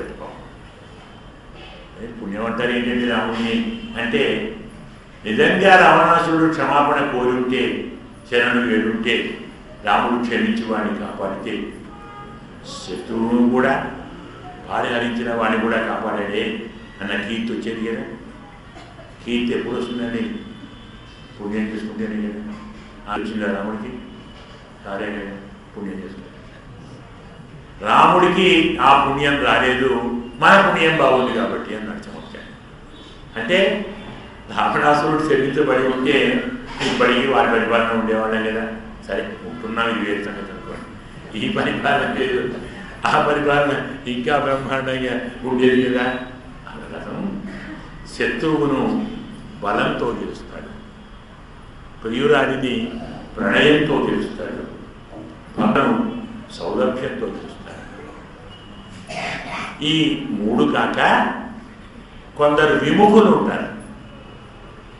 విముఖులు అంటే తటస్థులు కాదు, శత్రువులు కాదు. అంటే ప్రేమించేవారు కాదు, ద్వేషించేవారు కాదు. తటస్థులు అంటారు. వారి నాకు ఆయనతో పని లేదండి, నా పని చేసుకుంటాను. ఆయన ఎందుకు భగవంతుని పూజ చేయాలి? నేను పుట్టాను, పెరుగుతున్నాను, సంపాదించుకుంటాను, ఉద్యోగం చేస్తాను, డబ్బు సంపాదించుకుంటాను, వంట చేసుకుంటాను, తింటాను, పడను, ఇలాగ వస్తే చేస్తాను, అలాగ వస్తే పుడతాను అని. ఇప్పుడు నేనేమన్నాను? తటస్థులు అంటే ద్వేషించరు, ప్రేమించరు, భక్తి లేదు, కోపము లేదు. అలాంటి వారిని భక్తులతో కలుపుతాడు. భక్తి లేని వారి దగ్గరికి భక్తులు వెళ్తారు. వారు చిన్నగా వారిని తనతో చేర్చుకుంటారు. అంటే తన వారిని దూతలుగా పంపి వారిని కూడా తనవారిగా మనుకొని తాను దగ్గర చేర్చుకుంటాను. ఎందుకని మొదలు చెప్పాను, చేర్చుకుంటే లాభం ఎవరికి? మనకు కాదు, ఆయనకు లాభం. సంసారంలో పడి మగ్గుతున్నటువంటి జీవుణ్ణి తన దగ్గరికి చేర్చుకుంటే ఎవరికి లాభం? పిల్లవాడు కష్టాలు తప్పి సంతోషంగా ఉంటే ఎవరికి సంతోషం? తల్లిదండ్రుల కదా. అమ్మ నా పిల్లవాడు బాగున్నాడు. పిల్లవాడు అన్నం తినకుంటే ఏం చేస్తుంది? రెండు కొట్టి మరీ తినిపిస్తుంది కదా. ఎవరికి లాభం అన్నం తింటే? అప్పుడు ఉండేది పిల్లవాడికే, తల్లికే. ఎవరికండి? ఉండేది పిల్లవాడికి. సంతోషం ఎవరికి? అమ్మ వాడు మా పిల్లవాడు తప్పకుండా తినాలండి. అయితే నీకేమైందట అంటే నా పిల్లవాడండి, నాకు ఆనందం. మరి మనమంతా ఆయన పిల్లలం కదా, మరి మనం బాగుంటే ఆయనకు ఆనందం కదా. కాబట్టి తటస్థులను కూడా ఈ రీతిలో గెలుచుడు. ఇలా భక్తులను, ప్రియులను, విముఖులను, తటస్థులను, పరమాత్మను కూడని వారు 4 విధాలుగా ఉంటారు. ఇలాంటి 4 విధాలుగా ఉండేటువంటి వారిని గెలిచే స్వభావం కలవాడు పరమాత్మ. కూడారై ఎదుంసి గోవింద. ఇప్పుడేమంటున్నారు స్వామిని? నిన్నటిదాకా నారాయణ, మాధవ, వైకుంఠ, దామోదర ఏవో పేరు పెట్టి, ఈ రోజు నుంచి ఈరోజు రేపు ఎల్లుండి 3 రోజులు గోవింద గోవింద గోవింద అంటారు. అసలు స్వామికి ఇష్టమైన పేరు ఇది, కష్టపడి సంపాదించుకున్న పేరు ఇది. ఇక్కడికి వచ్చి, రేపల్లికి వచ్చి, బృందావనానికి వచ్చి పాపం 7 రోజులు చిటికెన వేలు మీద గోవధ భగవతాన్ని ఎత్తి మోసి 7 రోజులు అన్నము నీరు నిద్ర అన్నీ మానేసి అంత కాపాడితే ఇంత కట్టబడ్డందుకు ఇంద్రుడు వచ్చి నీకు ఈనాడు టైటిల్ ఇస్తున్నాను గోవింద. ఇప్పటి కాలంలాగా లక్షలు పెట్టి ఆయన టైటిల్ కొనుక్కోలేదు, కష్టపడి సంపాదించుకున్నాడు. అవునండి, కష్టపడి సంపాదించుకున్న పేరు గోవింద. అందుకే గోవింద ఉందన్నై పాడి పరైకుండు, నీ ఆ దివ్యమైన నామాన్ని కీర్తించి మా వ్రతానికి కాసిన పరను మేము తీసుకున్నందుకు యాం పేరు సన్మానం. మాకు పెద్ద సన్మానం కావాలి, సమ్మానం కావాలి. అంటే గోపికలు ఇంతకాలం ఇంత కష్టపడింది సమ్మానం కోసమే. అంటే వాళ్ళకు కూడా ఫలాకాంక్ష ఉన్నట్టేనా, కామ్యకర్మ చేస్తున్నట్టేనా? వారు అడిగింది సన్మానం కాదు, జాగ్రత్తగా వినాలి. సమ్మానం, అక్షరాలను జాగ్రత్తగా పట్టుకోవాలి. సన్మానం కాదు, సమ్మానం. రెంటికి తేడా ఉంది. సన్మానం అనేది పెద్దవారికి చిన్నవారు చేసేది. రాజులకు, మంత్రులకు, సేనాపతులకు, మహానుభావులకు, గొప్పవారికి మనం చేస్తామే, దాన్ని సన్మానం అంటారు. చిన్నవారికి పెద్దవారు చేసేది సమ్మానం. చేస్తారా? చేస్తారు. ఒక చిన్న పిల్లవాడిని నాన్నగారు ఎత్తుకొని భుజాలు ఎత్తుడు భుజ పెట్టుకుంటాడు. వాడిని 2 కాళ్ళు ముద్దు పెట్టుకుంటాడు, కాళ్ళని కండ కట్టుకుంటాడు. దీన్ని ఏమందామండి? భక్తే? భక్తే అదేంటి? ప్రేమ. ఇది సమ్మానం కదా. పసిపిల్లవాడిని పాదాలు నెత్తిన పెట్టుకొని, భుజాలు పెట్టుకొని, వాడిని ముద్దు పెట్టి, పాదాలు కండ కట్టుకొని, వాడి మెళ్ళో మాలేసి గౌరవిస్తుంటే ఏమంటారు దాన్ని? సమ్మానం. ఇలా ఎవరైనా చేశారా? రామాయణంలో సీతమ్మకు రాముడు చేశాడు సమ్మానం. ఇప్పుడు దశరథ మహారాజు గారు కైకేయి ఇంట్లో ఉన్నప్పుడు, అంటే కైకమ్మ రాముణ్ణి అడవికి పంపించమని కోరినప్పుడు, ఆ వార్త దశరథుడు మూర్ఛపోయి లేచి ఉన్నప్పుడు సుమంతుడు వచ్చి స్వామి పట్టాభిషేక ముహూర్తం సమీపించింది లేవండి అని అడిగితే కైకేయి చెప్పింది, తెల్లవారు నిద్రపోలేదు మహారాజు, రాముణ్ణి చూడాలట, రమ్మను. మహారాజు గారు చెప్పాలి కదా. సరే ఆయనే చెప్పాడు. సుమంతుడు వెళ్ళాడు రాముడిని తీసుకొని రావటానికి. ఎక్కడున్నాడు రాముడు? సీతమ్మ దగ్గర ఉన్నాడు. సీతమ్మ పురంలో ఉన్నాడు. సరే సుమంతుడు వచ్చాడంటే రాముడు వెళ్ళి తీసుకొచ్చాడు ఎదురుగా. ఎందుకు? సుమంతుడు ఎప్పటివాడో తెలుసా? ఇక్ష్వాకు నాటి నుంచి ఉన్నాడు. ఇక్ష్వాకు నాటి నుంచి అంటే ఓ 4 కోట్ల సంవత్సరాల నుంచి అన్నమాట. మినిమం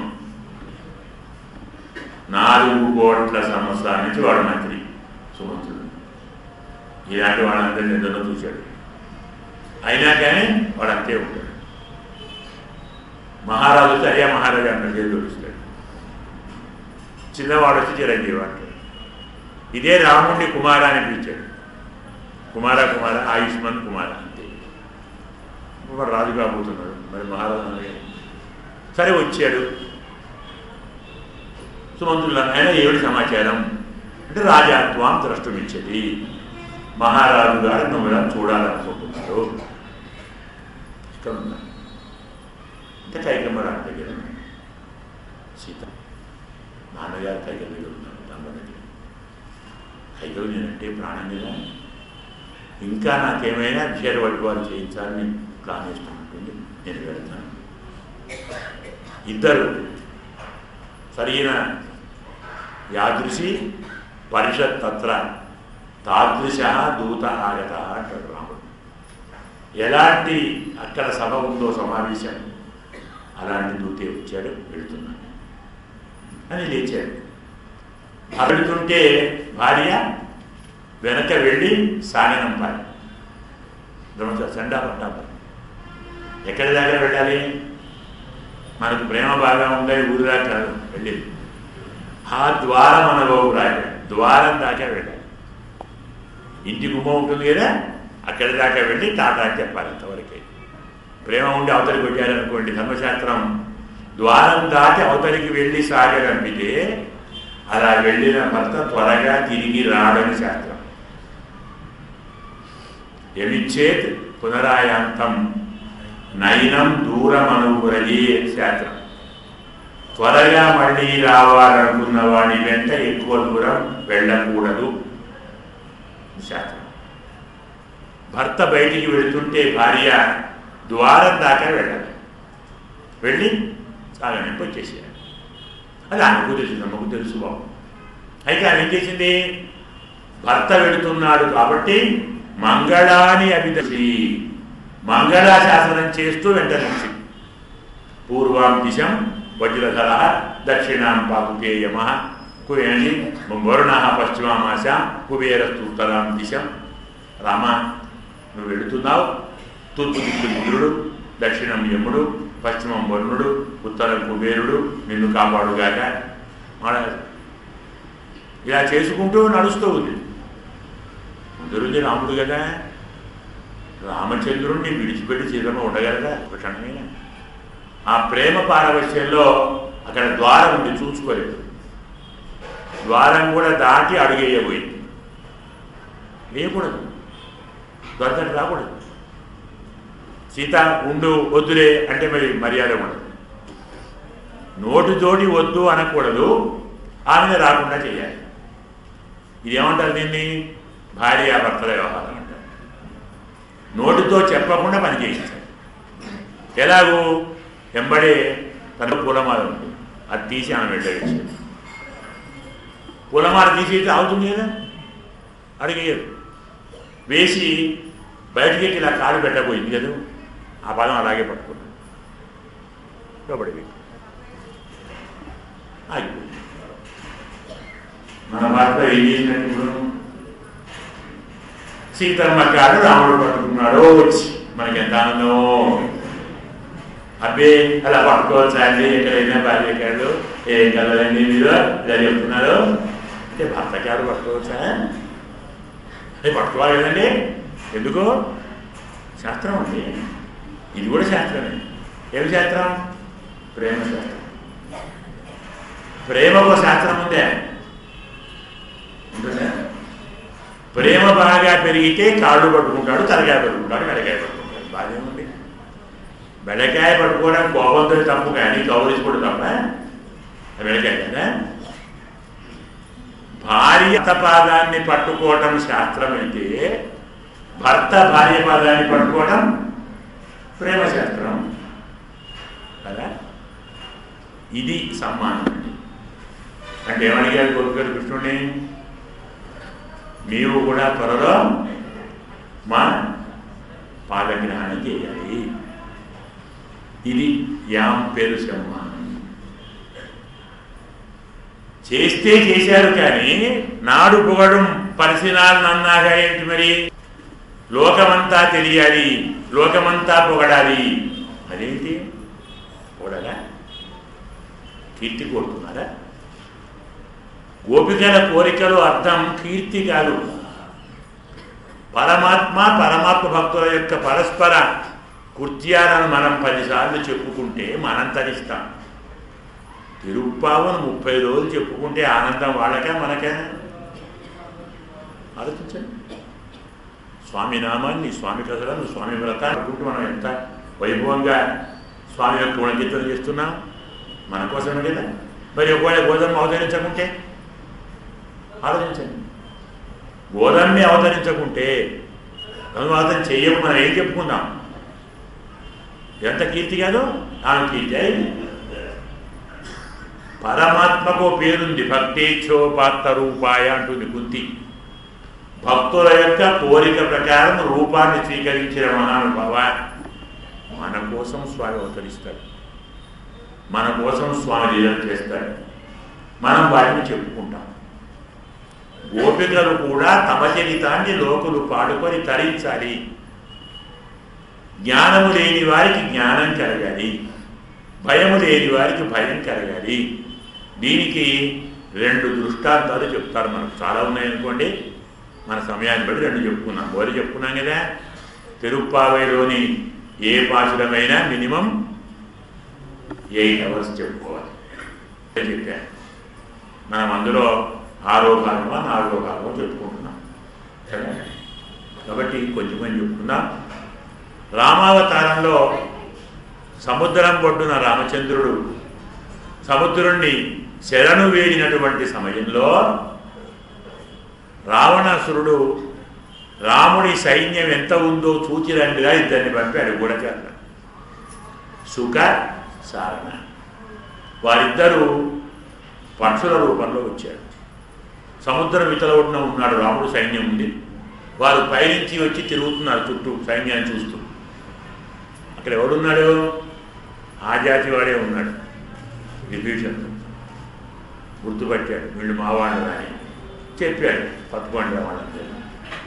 అసలే పోతుడు కదా, మాంతం పట్టి రెక్కదిలిచి కాళ్ళిలిచి తోకైలిచి మెడకాయలిచి తలకాయలు గోడగోడ చెప్తున్నారు. అయ్యో స్వామి రామా కాపాడు, చంపుతున్నారు నన్ను వీళ్ళు, మేము దూతలము, దూతను చంపలు, ఆపండయ్యా అన్నారు. ఇటు రండిరా. అయ్యా ఎందుకు వచ్చారా? మా రాజుగారు పంపారండి. ఎందుకు పడ్డారు? అయ్యా క్షమించాలని మీ సైన్యం ఎంత ఉందో చూచారమ్మన్నది. చూసావా? మరి ఎక్కడండి? రాగాయలు పట్టుకున్నారండి, కాళ్ళు ఇచ్చాడు. చూస్తారా? చూస్తారా? అయ్యా విభీషణ చూపు, మన సైన్యం మొత్తాన్ని చూపు, అందరి పేరు, వారి ఆయుధాలు, వారి బలం, వారి శక్తి, వారి సామర్థ్యం, వారి స్వభావం, ఎవరెవరు ఏ యుద్ధం చేస్తారు, ఏ ప్రాంతంలో ఉంటారు, ఏ ప్రాంతం నుంచి వచ్చారు అన్ని చెప్పు. పో ప్రతి చెప్పు. వాళ్ళు ఇతరపోయారు. ఈయనెక్కడ రాదురా బాబు. శత్రువులు వస్తేనే తరిమేసే రోజుల్లో వాడు వస్తే పిలిచి వాడికి పేరు చెప్పు, ఊరు చెప్పు, బలం చెప్పు, ఆయుధం చెప్పు, సైన్యం చెప్పు. విభీషణుడికి అర్థం కాదు ఈయన తాంత్రం ఏంటి, సుగ్రీవుడికి అర్థం కాదు, అంగదుడికి అర్థం కాదు. అదే రాజుగారు మరి ఏం చేస్తాం, ఆజ్ఞ కదా అన్ని చెప్పాడు. ఇంకా వచ్చా స్వామి క్షమించాలి, మాకు మీ ఆంతర్యం అర్థం కాలేదు అన్న. అంతా మీరు చూశారు కదా, అక్కడ పోయి చెప్తారు మా బలమేంటో. నీకు బతకాలని ఆశ ఉంటే రాముడితో సంధి చేసుకో. నీవు రాముడితో యుద్ధం చేస్తే గెలవలేవు. అతని బలం ఉంటే మన బలం పనికిరాదు. వర్ణించావు కదా, అదంతా వాడు వర్ణిస్తాడు. వాడు సగం చేస్తాడు. సంధి చేయకున్నా మానసికంగా బలహీనుడవుతాడు. చాలు మనకు, అది మన విజయం.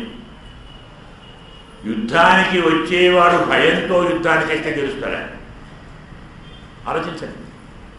యుద్ధానికి వచ్చేవాడు నేను ఓడిపోతాను నేను అనుకుంటే చోటు గెలుస్తాడు. అమ్మో ఇంత బలం రాముడిది, మనమేం గెలుస్తాం, ఇక యుద్ధం చేయాలి, అప్పుడు సగం గెలిచి వచ్చేవాడు ఏం చేస్తాడు? యుద్ధ నీతిలో శత్రువును మొదలు మానసికంగా బలహీనుడిని చేయాలి, విజయం సాధించినట్టు. అదే పని రాముడు చేశాడు. ఇది కీర్తన. ఇలాంటిదే ఇంకోటి ఉంది భారతంలో. భారతంలో కూడా త్వరలో కౌరవ పాండవ యుద్ధం అంత సిద్ధమైంది, చేయాలి, జరగబోతుంది. కొద్ది రోజుల ముందు చివరి ప్రయత్నంగా ధృతరాష్ట్రుడు సంజయుడిని పంపాడు రాయబారం మాట్లాడాలి. ఆ సమయంలో అక్కడ కృష్ణుడు ఉన్నాడు హస్తినాపురం. ఇలా ఒక ఏకాంతమైన పెద్ద హాల్లో ఉన్నారు, గదిలో. కృష్ణుడు పడుకున్నాడు. వెనక సత్యభామ ఒళ్ళో తన శిరస్సు పెట్టుకున్నాడు. ముందర అర్జునుడు ఉన్నాడు, అతని ఒళ్ళో పాదాలు పెట్టుకున్నాడు. ఇటుపక్క ద్రౌపది ఉంది, ఆమె ఒళ్ళో చేయి పెట్టుకున్నాడు. ఇటుపక్క సుభద్ర ఉంది, ఎదురో చేయి పెట్టుకున్నాడు, పడుకున్నాడు. ఇప్పుడు ఎవరిని రానివ్వకండి లోపలికి, మేము ఏకాంత సమావేశంలో ఉన్నామని చెప్పాడు. సరే, అప్పుడు వచ్చాడు సంజయ్. సంజయుడినే వచ్చాను చెప్పు. ఏకాంతంలో ఉన్నారయ్యా, నా పేరు చెప్పరాదు. సరే వెళ్ళాడు. అయ్యా స్వామి క్షమించాలి, సంజయుడు ధృతరాష్ట్రుడు పంపాడు. ధర్మరాజు ఉండి బుడదు అంటున్నాడు. కృష్ణుడు రమ్మ అనగానే ధర్మరాజు కూర్చోవయ్యా నువ్వు, ఎవ్వరూ కదలకండి, ఇలాగే ఉండండి, మన పొజిషన్ మాకు పని లేదు, ఇలాగే ఉండండి. వచ్చాడు ఆ నాయన సంజయ్ కూర్చోన్నాడు. ఆయనకు ఆడేవాడే ఒకడే కదే. సరే అలాగే కూర్చున్నాడు, అలాగే అన్ని మాట్లాడాడు, పంపించాడు. బాబా ఏం పని ఇది, వాడెవడో వాడి దూత వస్తే ఇక్కడ అర్జునుడు, సత్యభామ, ద్రౌపది, సుభద్ర, అందరం మనం కూర్చుంటే ఇదంతా వాడు చూస్తే ప్రమాదం అని చూడమన్నానయ్యా. ప్రమాదం మనకు కాదు, వాడికి. వాడు పోయి ఏం చెప్తాడు అక్కడ? అమ్మ బాబోయ్, పాండవులకు కృష్ణుడికి ఎంత ఫ్రెండ్షిప్ ఉంది, ఎంత క్లోజ్, వాళ్ళు ప్రాణం కంటే బాగా చూస్తున్నాడు. అలాంటి కృష్ణుడు వాళ్ళ దగ్గర ఉంటే నువ్వు యుద్ధం గెలుస్తావా? దాన్ని పెట్టి సంధి చేసుకో చెప్తాడు.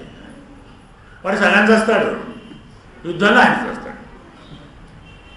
ఇది పొగడటంలోని ఆంతర్యం. ఇది శత్రువులైతే భయంతో ఓడిపోతారు, మిత్రులైతే మిత్రుల గొప్ప కీర్తిని గానం చేసి సంతోషిస్తారు. ఇది నాడు పొగడు పరిసినాల్ అన్నాగా. ఇంతకు మీకు ఏం కావాలి? మనం మొదలు చెప్పుకున్నాం ఏం కావాలి. చేతులకు గాజులు కావాలి, భుజములకు భుజకీర్తులు కావాలి, చెవులకు దిద్దులు కావాలి, పైన చెవిపూరు కావాలి, పాదాలకు ఆభరణాలు కావాలి. ఇవే ఎందుకు అడిగారు? నేను రోజు చెప్తున్నాను, జ్ఞాపకం ఉండే. ఆడవారు చాలా గడుసుగా మాట్లాడతారు, జ్ఞాపకం ఉండే. నిన్న చెప్పాను, శంఖాన్ని కోరటంలోని ఆంతర్యం చెప్పాను, అర్థమైంది కదా. శంఖం ఇవ్వండి, అర్థమైంది కదా. శంఖాన్ని ఎందుకు కోరారు? శంఖము ఎప్పుడూ కృష్ణ పరమాత్మ చేతిలోనే ఉంటుంది, ఎన్నడూ దాన్ని విడిచిపెట్టాడు పరమాత్మ. ఎప్పుడూ శంఖాన్ని పట్టుకునే ఉంటాడు. అలాగే ఎప్పుడూ శంఖం కృష్ణ పరమాత్మ యొక్క కింది పెదవిని స్పృశిస్తూ ఉంటుంది. అలాగే కృష్ణుని యొక్క ఊపిరితో ధ్వనిస్తుంది. మేము కూడా మాకు ఈ మూడు కావాలనే కదా. నిరంతరం కృష్ణుడు మా చేయి పట్టుకొని ఉండాలి, తన పెదవిని మాకు ఇవ్వాలి, తన ఊపిరి మాకు ప్రసాదించాలి. అర్థమైందే? అడిగింది శంఖం అంటే ఇంత అర్థం. అలాగే ఈ ఆభరణాలలో కూడా చాలా గడుసుగా అడిగారు. గడుసుగా అంటే మీకు బాగా ఈ సులభంగా చెప్పాలంటే వివాహ ప్రక్రియ అడిగారు. అయ్యా నన్ను పెళ్లి చేసుకోండి అయ్యా అన్నాడు. మమ్మల్ని వివాహం చేసుకోండి, మనం దాంపత్యంగా ఆనందానుభూతిని పొందాలి. ఎక్కడుందండి ఆ మాట ఇందులో? లేదు కదా. కొంచెం ఆలోచన దొరుకుతుంది మనకి. ఏమడిగారు మొదలు? చేతులకు గాజులు కావాలి. ఇవే ఎందుకు అడిగారు? వివాహ ప్రక్రియలో వరుడు వధువును మొదలు తాకేది ఎక్కడ? పాణిపుణ్యశ్వపాణిన కదా. మొదలేమిటి? పాణిగ్రహణమే కదా, అవునా? అంటే వరుణి హస్తం వధువు హస్తాన్ని మొదలు తాకుతుంది. మొట్టమొదటిగా తాకేటువంటి హస్తానికి మరణాలు ఉండాలా వద్దా? మరి లేకుంటే బోసిగా ఉండదు. చేతికి గాజులు తొడగవయ్యా అన్నదానికి అర్థం పాణిగ్రహణం చేసుకో. తరువాత పనేంటి? భుజములకు భుజకీర్తులు. పాణిగ్రహణం పూర్తయిన తరువాత ఎదురుగా కూర్చున్నవారు పక్క పక్క కూర్చుంటారు. అవునా? అప్పుడు ఏం తాకుతుంటాయి? భుజాలు భుజాలు తాకుతాయి. మొదలు తాకేది చెయ్యి, తరువాత తాకేది భుజం కదా. మరి ఆ భుజానికి ఆభరణాలు ఉందా? ఆభరణాలున్న భుజములు తాకితేనే సంతోషం, ఆనందం. సహజంగా ఉంటే ఏమానందం?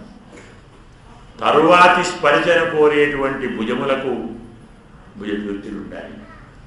వివాహ ప్రక్రియ తరువాత భార్యాభర్తలు ఏకాంతంలో ఉన్నప్పుడు వధువు ప్రియురాలి యొక్క సిగ్గుడు తొలగించడానికి మెల్లమెల్లగా దగ్గరికి ఏదో రహస్యాలు చెప్తున్నట్టుగా చెవిలో మాట్లాడే ప్రయత్నం చేస్తారు కదా.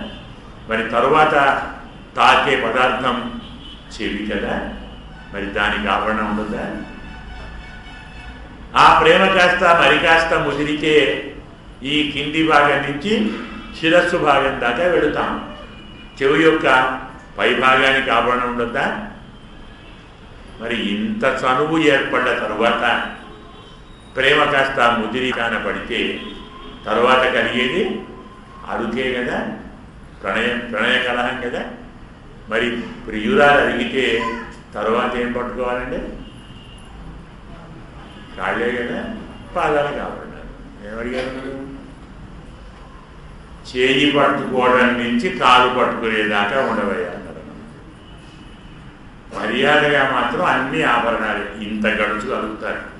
ఆడవారంటే సామాన్యుల అర్థాలు లేవు. పైకి మాత్రం మాకు కావాలండి, భుజకీర్తులు కావాలండి, దిద్దులు కావాలండి, ఇంకేమో కావాలండి. మా పాణిగ్రహణంతో మొదలుపెట్టి పాదగ్రహణం దాకా ఉండాలి అంటే మనము దంపతులం కావాలి. అన్యోన్యంగా సాంసారిక ప్రక్రియను నడపాలి, పరస్పరానురాగంతో జీవించాలి. అంతేనా? సరిపోయిందా? ఇవన్నీ అయిన తరువాత పరిశీలన మామూలు చెప్పుకున్నాం. ఇవన్నీ కాక ఇంకా ఎన్నెన్నో చాలా మేము కోరినవి. నీకు ఇంకేమైనా కావాలంటే నీ ఇష్టం పెట్టుకో ఆభరణాలు. మాకివి తప్పక కావాలి. నక్లెసులో మరి కంఠహారాలు, కంఠాభరణాలు ఇంకేమో ఉంటాయి కదా రకరకాలుగా. నీ ఇష్టం తెచ్చిపెట్టి వద్దంటాను. మనం మొదలే చెప్పుకున్నాం, మేము కాటుగా పెట్టుకోము, మేము పూలు పెట్టుకోము అంటే అర్థమేంటి? నువ్వు పెడితే వద్దాను. అమ్మాయి కాటుగా పెట్టుకో, నీ కళ్ళు బాగాలేవు, కాటుకుంటే బాగు, నీ బెడతాలు పట్టు అంటే వద్దంటారు. పెడితే నీ ఇష్టం, నేను పెట్టుకో. అలాగే తక్కిన ఆభరణాలు వీటితో మీరు పెట్టు. ఇలా ఆభరణాలన్నీ ధరించిన తరువాత ఆడయుడుకో వస్త్రాలు ధరిస్తామంటున్నాను. కరెక్టే అండి? ఆభరణాలన్నీ ధరించిన తరువాత వస్త్రాలు ధరిస్తామా? వస్త్రాలు ధరించి ఆభరణాలు ధరిస్తామా? ఇలా చెప్పింది అన్నాడు. స్నానము చేసి వస్త్రం కట్టుకొని తర్వాత మేకప్ చేసుకొని తర్వాత కదా ఆభరణాలు పెట్టుకునేది. మరి ఆభరణాలు పెట్టుకున్న తర్వాత వస్త్రం కట్టుకొని అంటుంది ఏంటి? ఇందులో కూడా చాలా పరమార్థం ఉంది. మేము వస్త్రం కట్టుకుంటాం కాదంటున్నామా? కానీ మా కట్టు నీకు నచ్చొద్దు. అబ్బే ఇలా చీర కడితే బాగలేదు, ఇలా కట్టాలి అని నువ్వు వచ్చి కడితే నీ ఇష్టం. ప్రేమతో ప్రియుడే ప్రియురాలికి తనకు నచ్చిన రీతిలో వస్త్రం కడతారు. ప్రియుడు కడితేనే ప్రేమ, అబద్ధం కాదు. రామాయణంలో కూడా సీతమ్మ అడవికి వెళ్ళే ముందు కైకమ్మ అందరికీ నారవస్త్రాలు తెస్తే లక్ష్మణుడు రాముడు నారవస్త్రాలు కట్టుకున్నారు. సీతమ్మకు ఎలా నారవస్త్రాలు కట్టుకోవాలో తెలియదు. అలా భుజం మీద వేసుకుంది పాపం. ఆ అవస్థను చూచి రాముడు స్వయంగా వచ్చి కౌశేయస్యోపరి స్వయం అంటాడు. అన్నీ ఆమె కట్టుకున్న పట్టు చీర మీది నుంచే నారవస్త్రం చీర సీతమ్మకు రాముడు కట్టాడు. ఇప్పుడు ఏది గొప్ప? ఆడవారు తమ చీర తాము కట్టుకుంటే గొప్ప, తమ చీర తన ప్రియుడు కడితే గొప్ప? నాకు చీర నా భర్త కట్టాడు అంటే ఎంత గర్వం అండి ప్రియురాలికి, ఎంత ప్రేమ, ఎంత ఆనందం. నీకు నచ్చిన రీతిలో నత్రంతో అలంకరించు. ఇది ఆభరణాలు ధరించిన తరువాత వస్త్రం ధరించడంలోనే చమత్కారం. అదరు పిన్నే పాలు సోరి మూడనైపోయింది ముడంగి వడివాల. ఇలా ఆభరణాలు వస్త్రాలు అన్నీ అయిపోయిన తరువాత ఇప్పుడు మనమందరం కలిసి కూర్చొని సమారాధన హాయిగా విందు భోజనం చేద్దాం. ఏం చేయాలి విందు? ఇప్పటిలాగా 36 కూరగాయలు 42 పిండి వంటలు వద్దు. పొద్దున మరి అండాడు అనేవాడు ఇచ్చుంటారు, మీకు అక్కారసి అంటాం. నాకు తెలిసింది పరమాన్నం అంటే పాలలో బియ్యం వేసి వండాలి, నీళ్ళలో కాదు. మన దగ్గర చేయం. కానీ నార్త్ వెళ్ళండి, మధురకు వెళితే ఒక్కసారి మధురలోని క్షీరాన్నం, వాళ్ళు కిరాన్ అంటారు, కీర్. అక్కడ మీరు క్షీరాన్నం 2 స్పూన్లు తింటే మళ్ళీ 2 రానుంది. ఎందుకంటే 250 గ్రాముల బియ్యం, 40 లీటర్ల పాలు, 16 లీటర్ల నెయ్యి, 32 లీటర్ల చక్కెర, ఇక కాదు కిస్మిసు ఇంకే ఉంటాయి. అంతా కలిస్తే 250 గ్రాముల బియ్యంతో తయారయ్యే కీరెత్తు తెలుసా? 100 లీటర్లు. దాన్ని మీరు ఒక 2 నిమిషాలు తీసుకుంటే మన తిదాన్ని ఈ స్వీట్ మాకు వద్దంటారు. పాలతో వండుతారు. పాలు, బియ్యం, నెయ్యి. బియ్యం 1/2 కిలోని 40 లీటర్ల పాలు. ఊహించండి. అది కోరుతున్నారు. పాలతో బియ్యాన్ని ఉడికించాలి. పాలు సోరు అంటే ఎందుకంటున్నారు? మీ నెయ్యి ఉండడం పాలు ఉండే కదండి. 30 రోజులు పాలు తాగలే కదా, అవన్నీ అలాగే ఉన్నాయి, చెడిపోవు అని వాడదాం. అంటే 30 రోజులు పాలు ఉంటాయా చెడిపోకుండా? అయ్యో ఇప్పుడే ఉంటున్నాయి, అప్పుడు ఉండవని పరమాత్మ దగ్గర ఉన్నాడు కాలం. 30 రోజులు దాచుకున్న పాలన్నీ తీయండి, బియ్యం పోసి ఉండండి. నెయ్యి ఉన్నాం కదా, నెయ్యి కూడా తినలే కదా, నెయ్యి అంతా పోయండి. పాలు అన్నం మీద నెయ్యి పోయండి. పోస్తే నెయ్యే కనబడాలి, పాలు అన్నం కాదు. పాలు కనబడొద్దు, అన్నం కనబడదు, నెయ్యి కనబడాలి. ఆ నెయ్యి కనబడడం అంటే పాత్రలో ఉంటే కాదు, గిన్నెల్లో ఉంటే కాదు, దోసిళ్ళలో పోసుకొని తాగుతుండాలి. తాగుతుంటా కూడా కాదు, తాగుతున్నట్టు కనపడాలి. దోసిట్లో పోసుకున్నటువంటి పాయసము మోచేతులకుండా కారిపోతూ ఉండాలి. మనందరం కలిసి కూర్చొని తినాలి. లేదు కూడి ఇరుందు కుడిరుందు తినాలి, లేదు కలిసి కూర్చొని సంతోషించాలి, చల్లబడాలి, తినే. ఇంతకాలం నీకు దూరంగా ఉన్నామయ్యా, నిన్ను చూడలేదు, నీ పేరు చెప్పలేదు, నీ మాట చెప్పలేదు, నీతో మాట్లాడలేదు, నీ స్పర్శ లేదు, నీతో కలిసి భుజించలేదు. ఆ కరువంతా తీరాలి మాకు, నీ పక్కనే కూర్చోవాలి. ఇంతమంది గోపికలకు ప్రతి గోపిక భుజం కృష్ణభుజం తాకాలి. నారీ నారీ నడుమ మురారి, హరికి హరికి నడుమ పోయాలి. ఎక్కడిదో కాదు పద్యం, పాట ఎవరిదో కాదు, జయదేవుడి అష్టపది. ఆ శ్లోకాన్ని మార్చి పాటగా రాశారు. అంటే ఏమిటి? కృష్ణుడు గోపిక, కృష్ణుడు గోపిక ఇలా కూర్చుంటారు. కూర్చుంటే కృష్ణుడు కృష్ణుడు మధ్యన గోపిక, గోపిక గోపిక మధ్యన కృష్ణుడు.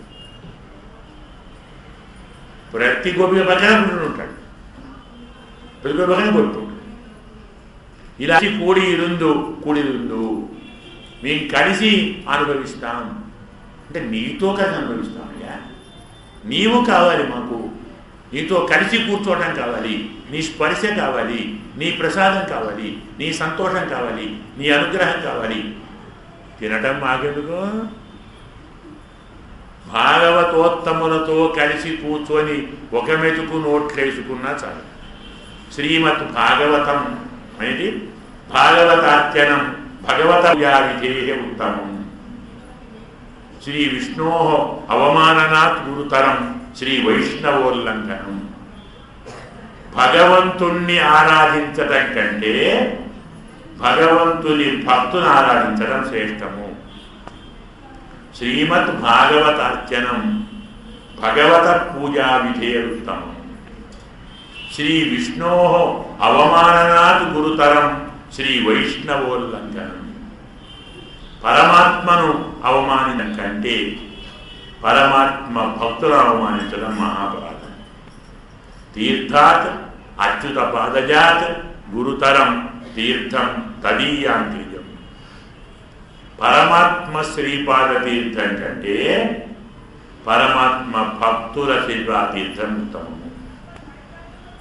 ఈనాడు కోర్కెలు కోరినది మీతో కలిసి ఉండాలయ్యా.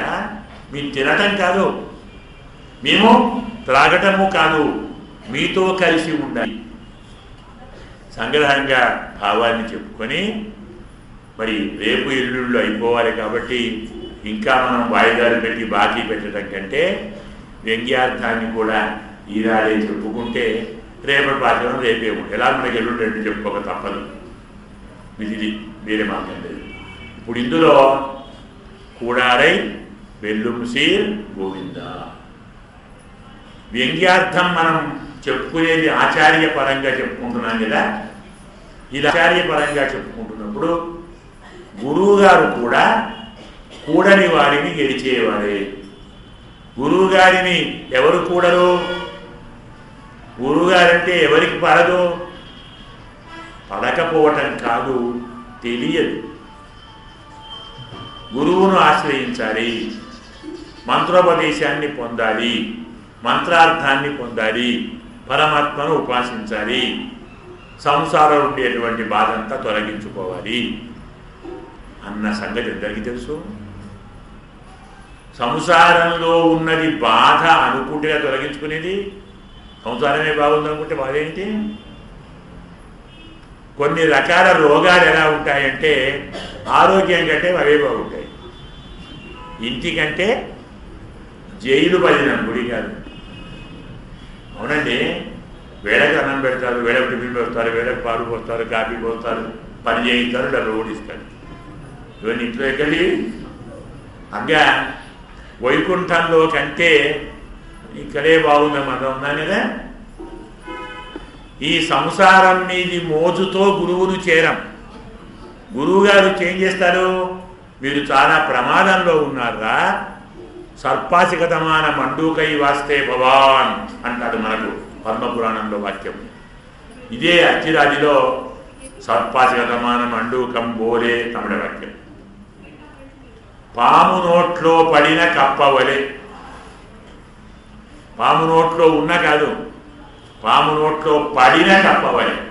ఈ పడిన అర్థం ఏంటి అంటే కప్పను పాము మింగదు, కప్పే వెళ్ళి పాము నోట్లో పడుతుంది. పడుతుందా? పడుతుంది. ఎలా పడుతుంది? అక్కడ కప్పు ఉంది అనుకోండి, ఇక్కడ పాము ఉంది, దాన్ని చూచింది, ఇది అక్కడికి పోదు, ఇక్కడే ఉంటుంది, నోరు తెరుచుకొని ఉంటుంది. కప్ప పనేంటి? గంతులు కదా. ఒక గంతు, 2, 3 గంతులు, 4 గంతులు, 5వ గంతు నోట్లో పడుతుంది.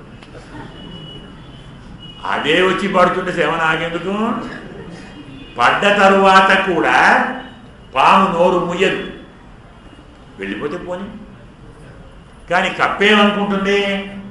చల్లగా ఉంది, తెల్లగా ఉంది, కమ్మగా ఉంది, సువాసన ఉంది, మెత్తమెత్తగా ఉంది, ఈ ముందు భాగం ఇవాళ రేపు తిని ఇంకా చాలా పొడుగుంది, అది ఎల్లుండి ఆవులండి తిని ఓ వారం రోజులు నాకు మంచి ఆహారం దొరుకుతుంది. తాను పాము నోట్లో ఆహారం కాబోతున్న కప్ప పామే తనకు ఆహారం కాబోతున్నదన్న ఆనందంలో ముడుగుతుంది. సరిగ్గా ఇలా ఆలోచిస్తూ ఉంటే పాము నోరు మూసుకుంటుంది. ఇది మన గతిరా.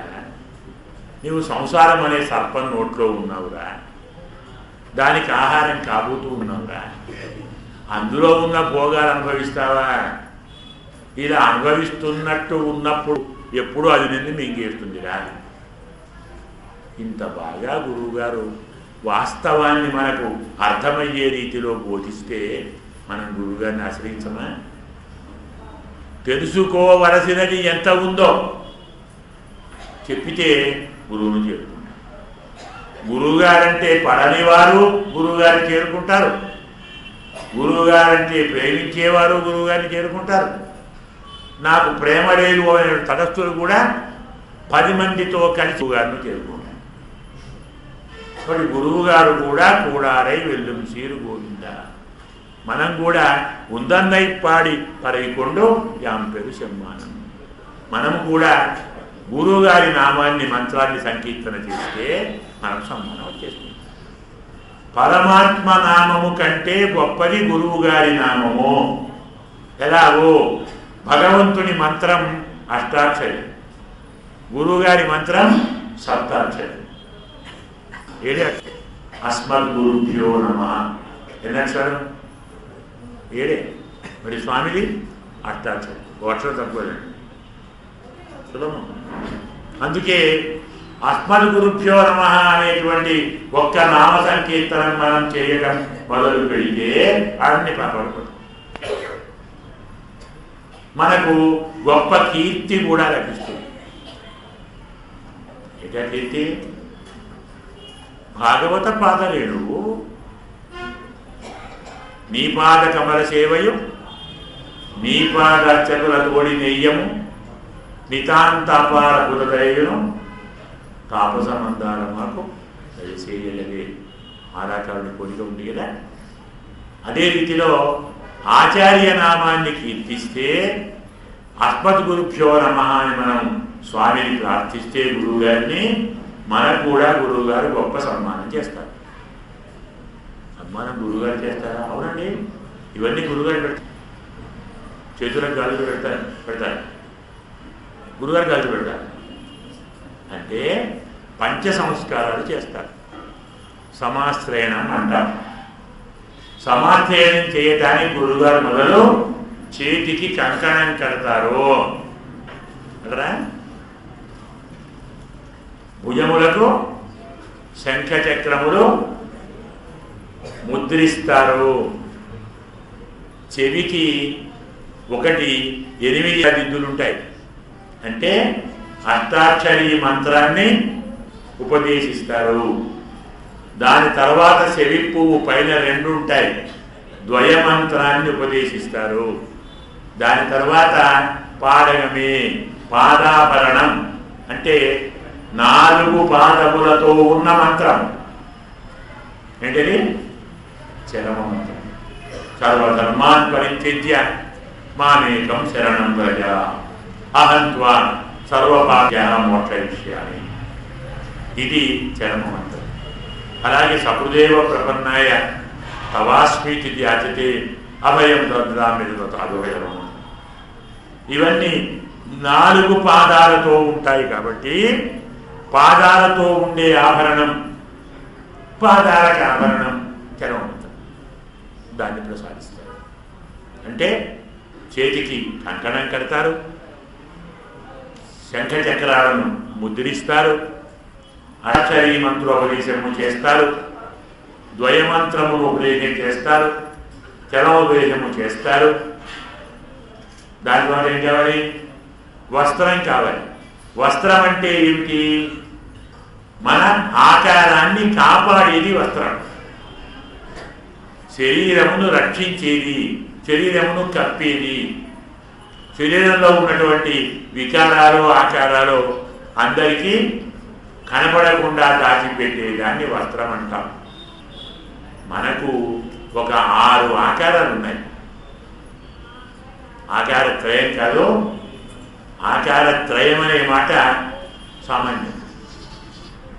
సంప్రదాయ విషయం తెలిసిన వారు ఆకార షట్కం, అనన్యార్హ శేషత్వం, అనన్య శరణ్యత్వం, అనన్య భోగ్యత్వం, ఈ 3 మనకు తెలుసు. అంటే పరమాత్మకు మాత్రమే దాసులను, పరమాత్మ మాత్రమే రక్షకుడు, పరమాత్మ మాత్రమే అనుభవించదగినవాడు. ఇంతేకాదు మరొక 3 ఉన్నాయి. పరమాత్మ చేత మాత్రమే నిర్వహించవలసిన వాళ్ళం, పరమాత్మతో కలిసి ఉన్నప్పుడే సంతోషించేవాళ్ళం, పరమాత్మతో విడిపోతే దుఃఖించేవాళ్ళం. తదేక నిర్వాక్యత్వం, తత్ సంశ్లేష ఏక సుఖిత్వం, తద్విశ్లేష దుఃఖిత్వం. ఇది ఆయన షట్కం. ఇలా మనం ఉండాలి. భగవంతుడికి మాత్రమే దాసుణ్ణి, నాకు భగవంతుడు మాత్రమే రక్షకుడు, భగవంతుడు మాత్రమే నన్ను అనుభవించవలసిన వాడు, భగవంతుడితోటే నిర్వహించబడతాను, భగవంతుడితో కలిసి ఉంటేనే సంతోషిస్తాను, అతని కంటే దూరం అయితే బాధపడతాను. ఈ 6 మన ఆకారం. ప్రతి జీవుడు ఈ 6 ఉండాలి. ఈ 6 ఆకారాలను కాపాడేది, రక్షించేది. దీనిపైన వస్త్రం అంటే శేషత్వం. అంటే ఏమిటి? ఇందులో స్వత్వం లేకపోవడం. స్వత్వం అంటే నాకే ఈ జ్ఞానం కలిగింది, నేనే దీన్ని తెలుసుకున్నాను, నా వల్ల నేను పరమాత్మ ఇలా సేవిస్తున్నాను. ఇది లేకుండా ఈ శేషత్వం అనేటువంటిది మనకు వస్త్రం. ఆభరణాలు వచ్చాయి, వస్త్రం వచ్చేసింది, ఇంకేం కావాలి? పాలు సోరు మూడనై పెయిద ముడంగి వడివార కూడిగిల్లు కుడిగిల్లు. ఇప్పుడు పాలు కావాలి. మనం చాలాసార్లు చెప్పుకున్నాం పరమాత్మ యొక్క అనంతమైన కళ్యాణ గుణములను పాలు అన్నాం. అంతకంటే తీయగే ఉంటాయండి ప్రపంచంలో. పరమాత్మ గుణముల కంటే ఏదైనా తీయని వస్తువు దొరుకుతుందా? ఏదైనా కమ్మని వస్తువు దొరుకుతుందా? అందుకే పాలు అంటే పరమాత్మ యొక్క అనంత కళ్యాణ గుణములు. మరి అన్నం అంటే పరమాత్మ యొక్క స్వరూపం. భగవత్ స్వరూప రూప గుణ విభూతులు కదా. పరమాత్మ గుణాలు పాలైతే పరమాత్మ యొక్క స్వరూపం అన్నం. ఈ పాలలో అన్నమే గుణాలు స్వరూపాన్ని పడేది. అప్పుడు మనకు మరి స్వరూపం పడుతుందా? ఆ 2 కనపడకుండా నెయ్యిపోయింది. నెయ్యి అంటే పరమాత్మ యందు మనకుండే ప్రీతి అంటే భక్తి. పరమాత్మ గుణాలలో పరమాత్మ స్వరూపాన్ని వేసి స్వరూపము గుణము 2 కనపడకుండా పరమాత్మ యందు ప్రీతి కలుపుకొని ఈ ప్రీతి మనం అనుభవిస్తామే అనుభూతి అంటాం. ఈ అనుభూతి అనేటువంటిది అందులో వేయబడినటువంటి శర్కర అంటాం. వేసిన తర్వాత అది నెయ్యి మోచేతుల గుండా కారాలి. మోచేయని ఏంటంటాం? చెయ్యి అంటే కరోతీతి కర, చెయ్యని చెయ్యి. చెయ్యి అంటే కర్మ.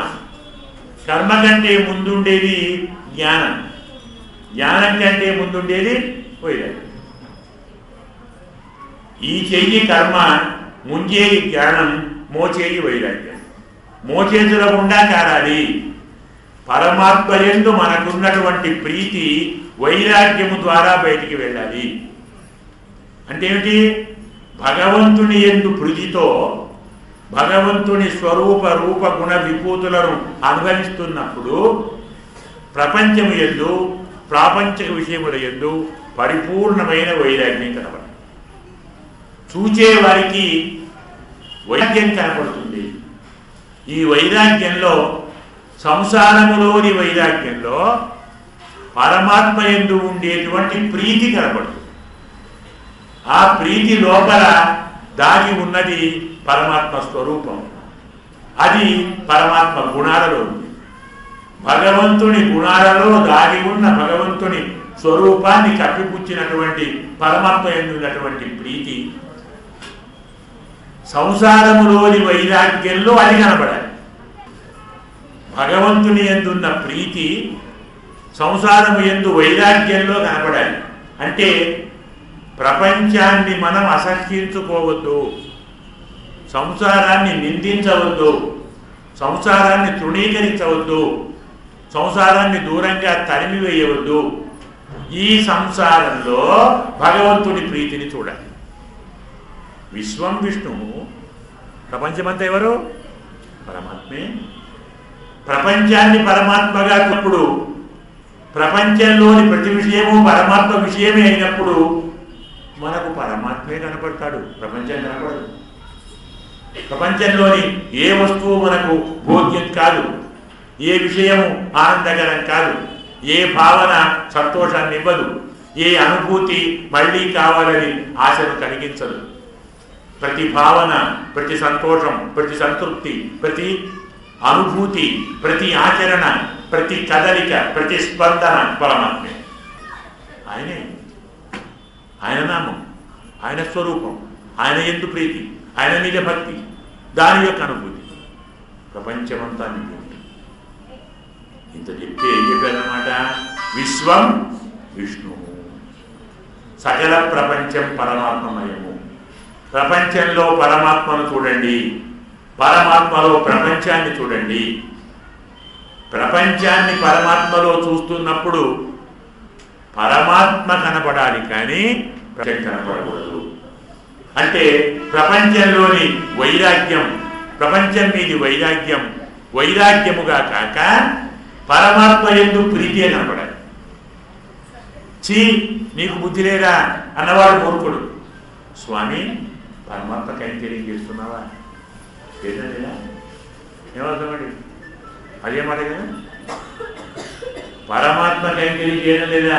అయ్యో అంటే ఏమన్నట్టు బుద్ధి కానీ అమరంలే మనం మనం కైంకర్యం చేయడం లేదా? చేయలేదా?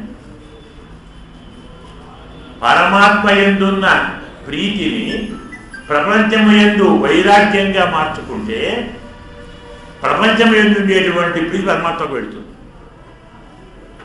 సాంసారిక విషయ భోగాభిలాష నశ్వరమై, క్షణికమై, క్షుద్రమై, అసత్ప్రాయమై పరమాత్మ యందు అనురాగానికి, భక్తికి, భావనకు, అనుభూతికి మీదేమో. దీన్ని కోరాడు గోపికలు. పరమాత్మ స్వరూపం కావాలి, పరమాత్మ రూపం కావాలి, గుణములు కావాలి, విభూతులు కావాలి, వాటి యందు ప్రీతి కావాలి, శ్రద్ధ కావాలి, భక్తి కావాలి. ప్రపంచం అందులో మునిగిపోవాలి. ప్రపంచంలోని ప్రతి వ్యక్తి దానికోసమే పరితపించాలి, అదే ధ్యానించాలి. స్వామి ఇదేనయ్యా మాకు కావాలి, దీన్నే పరాన్నాం, మరేం లేదు. తమ హృదయంలోని భాగవత ఆచార్య భావనను కూడారై పాశురంలో అందించారు. ఇంత విజయమైన పాశురం కాబట్టే మనం పాయసాన్ని తీసుకుంటూ కూడా పరమాత్మ గుణాలు ఎంత తీయగా ఉన్నాయా అనాలి. కానీ పాయసం తీయగా ఉందా అనుకున్నాం అనుకోండి, రామాయణం మొత్తం విని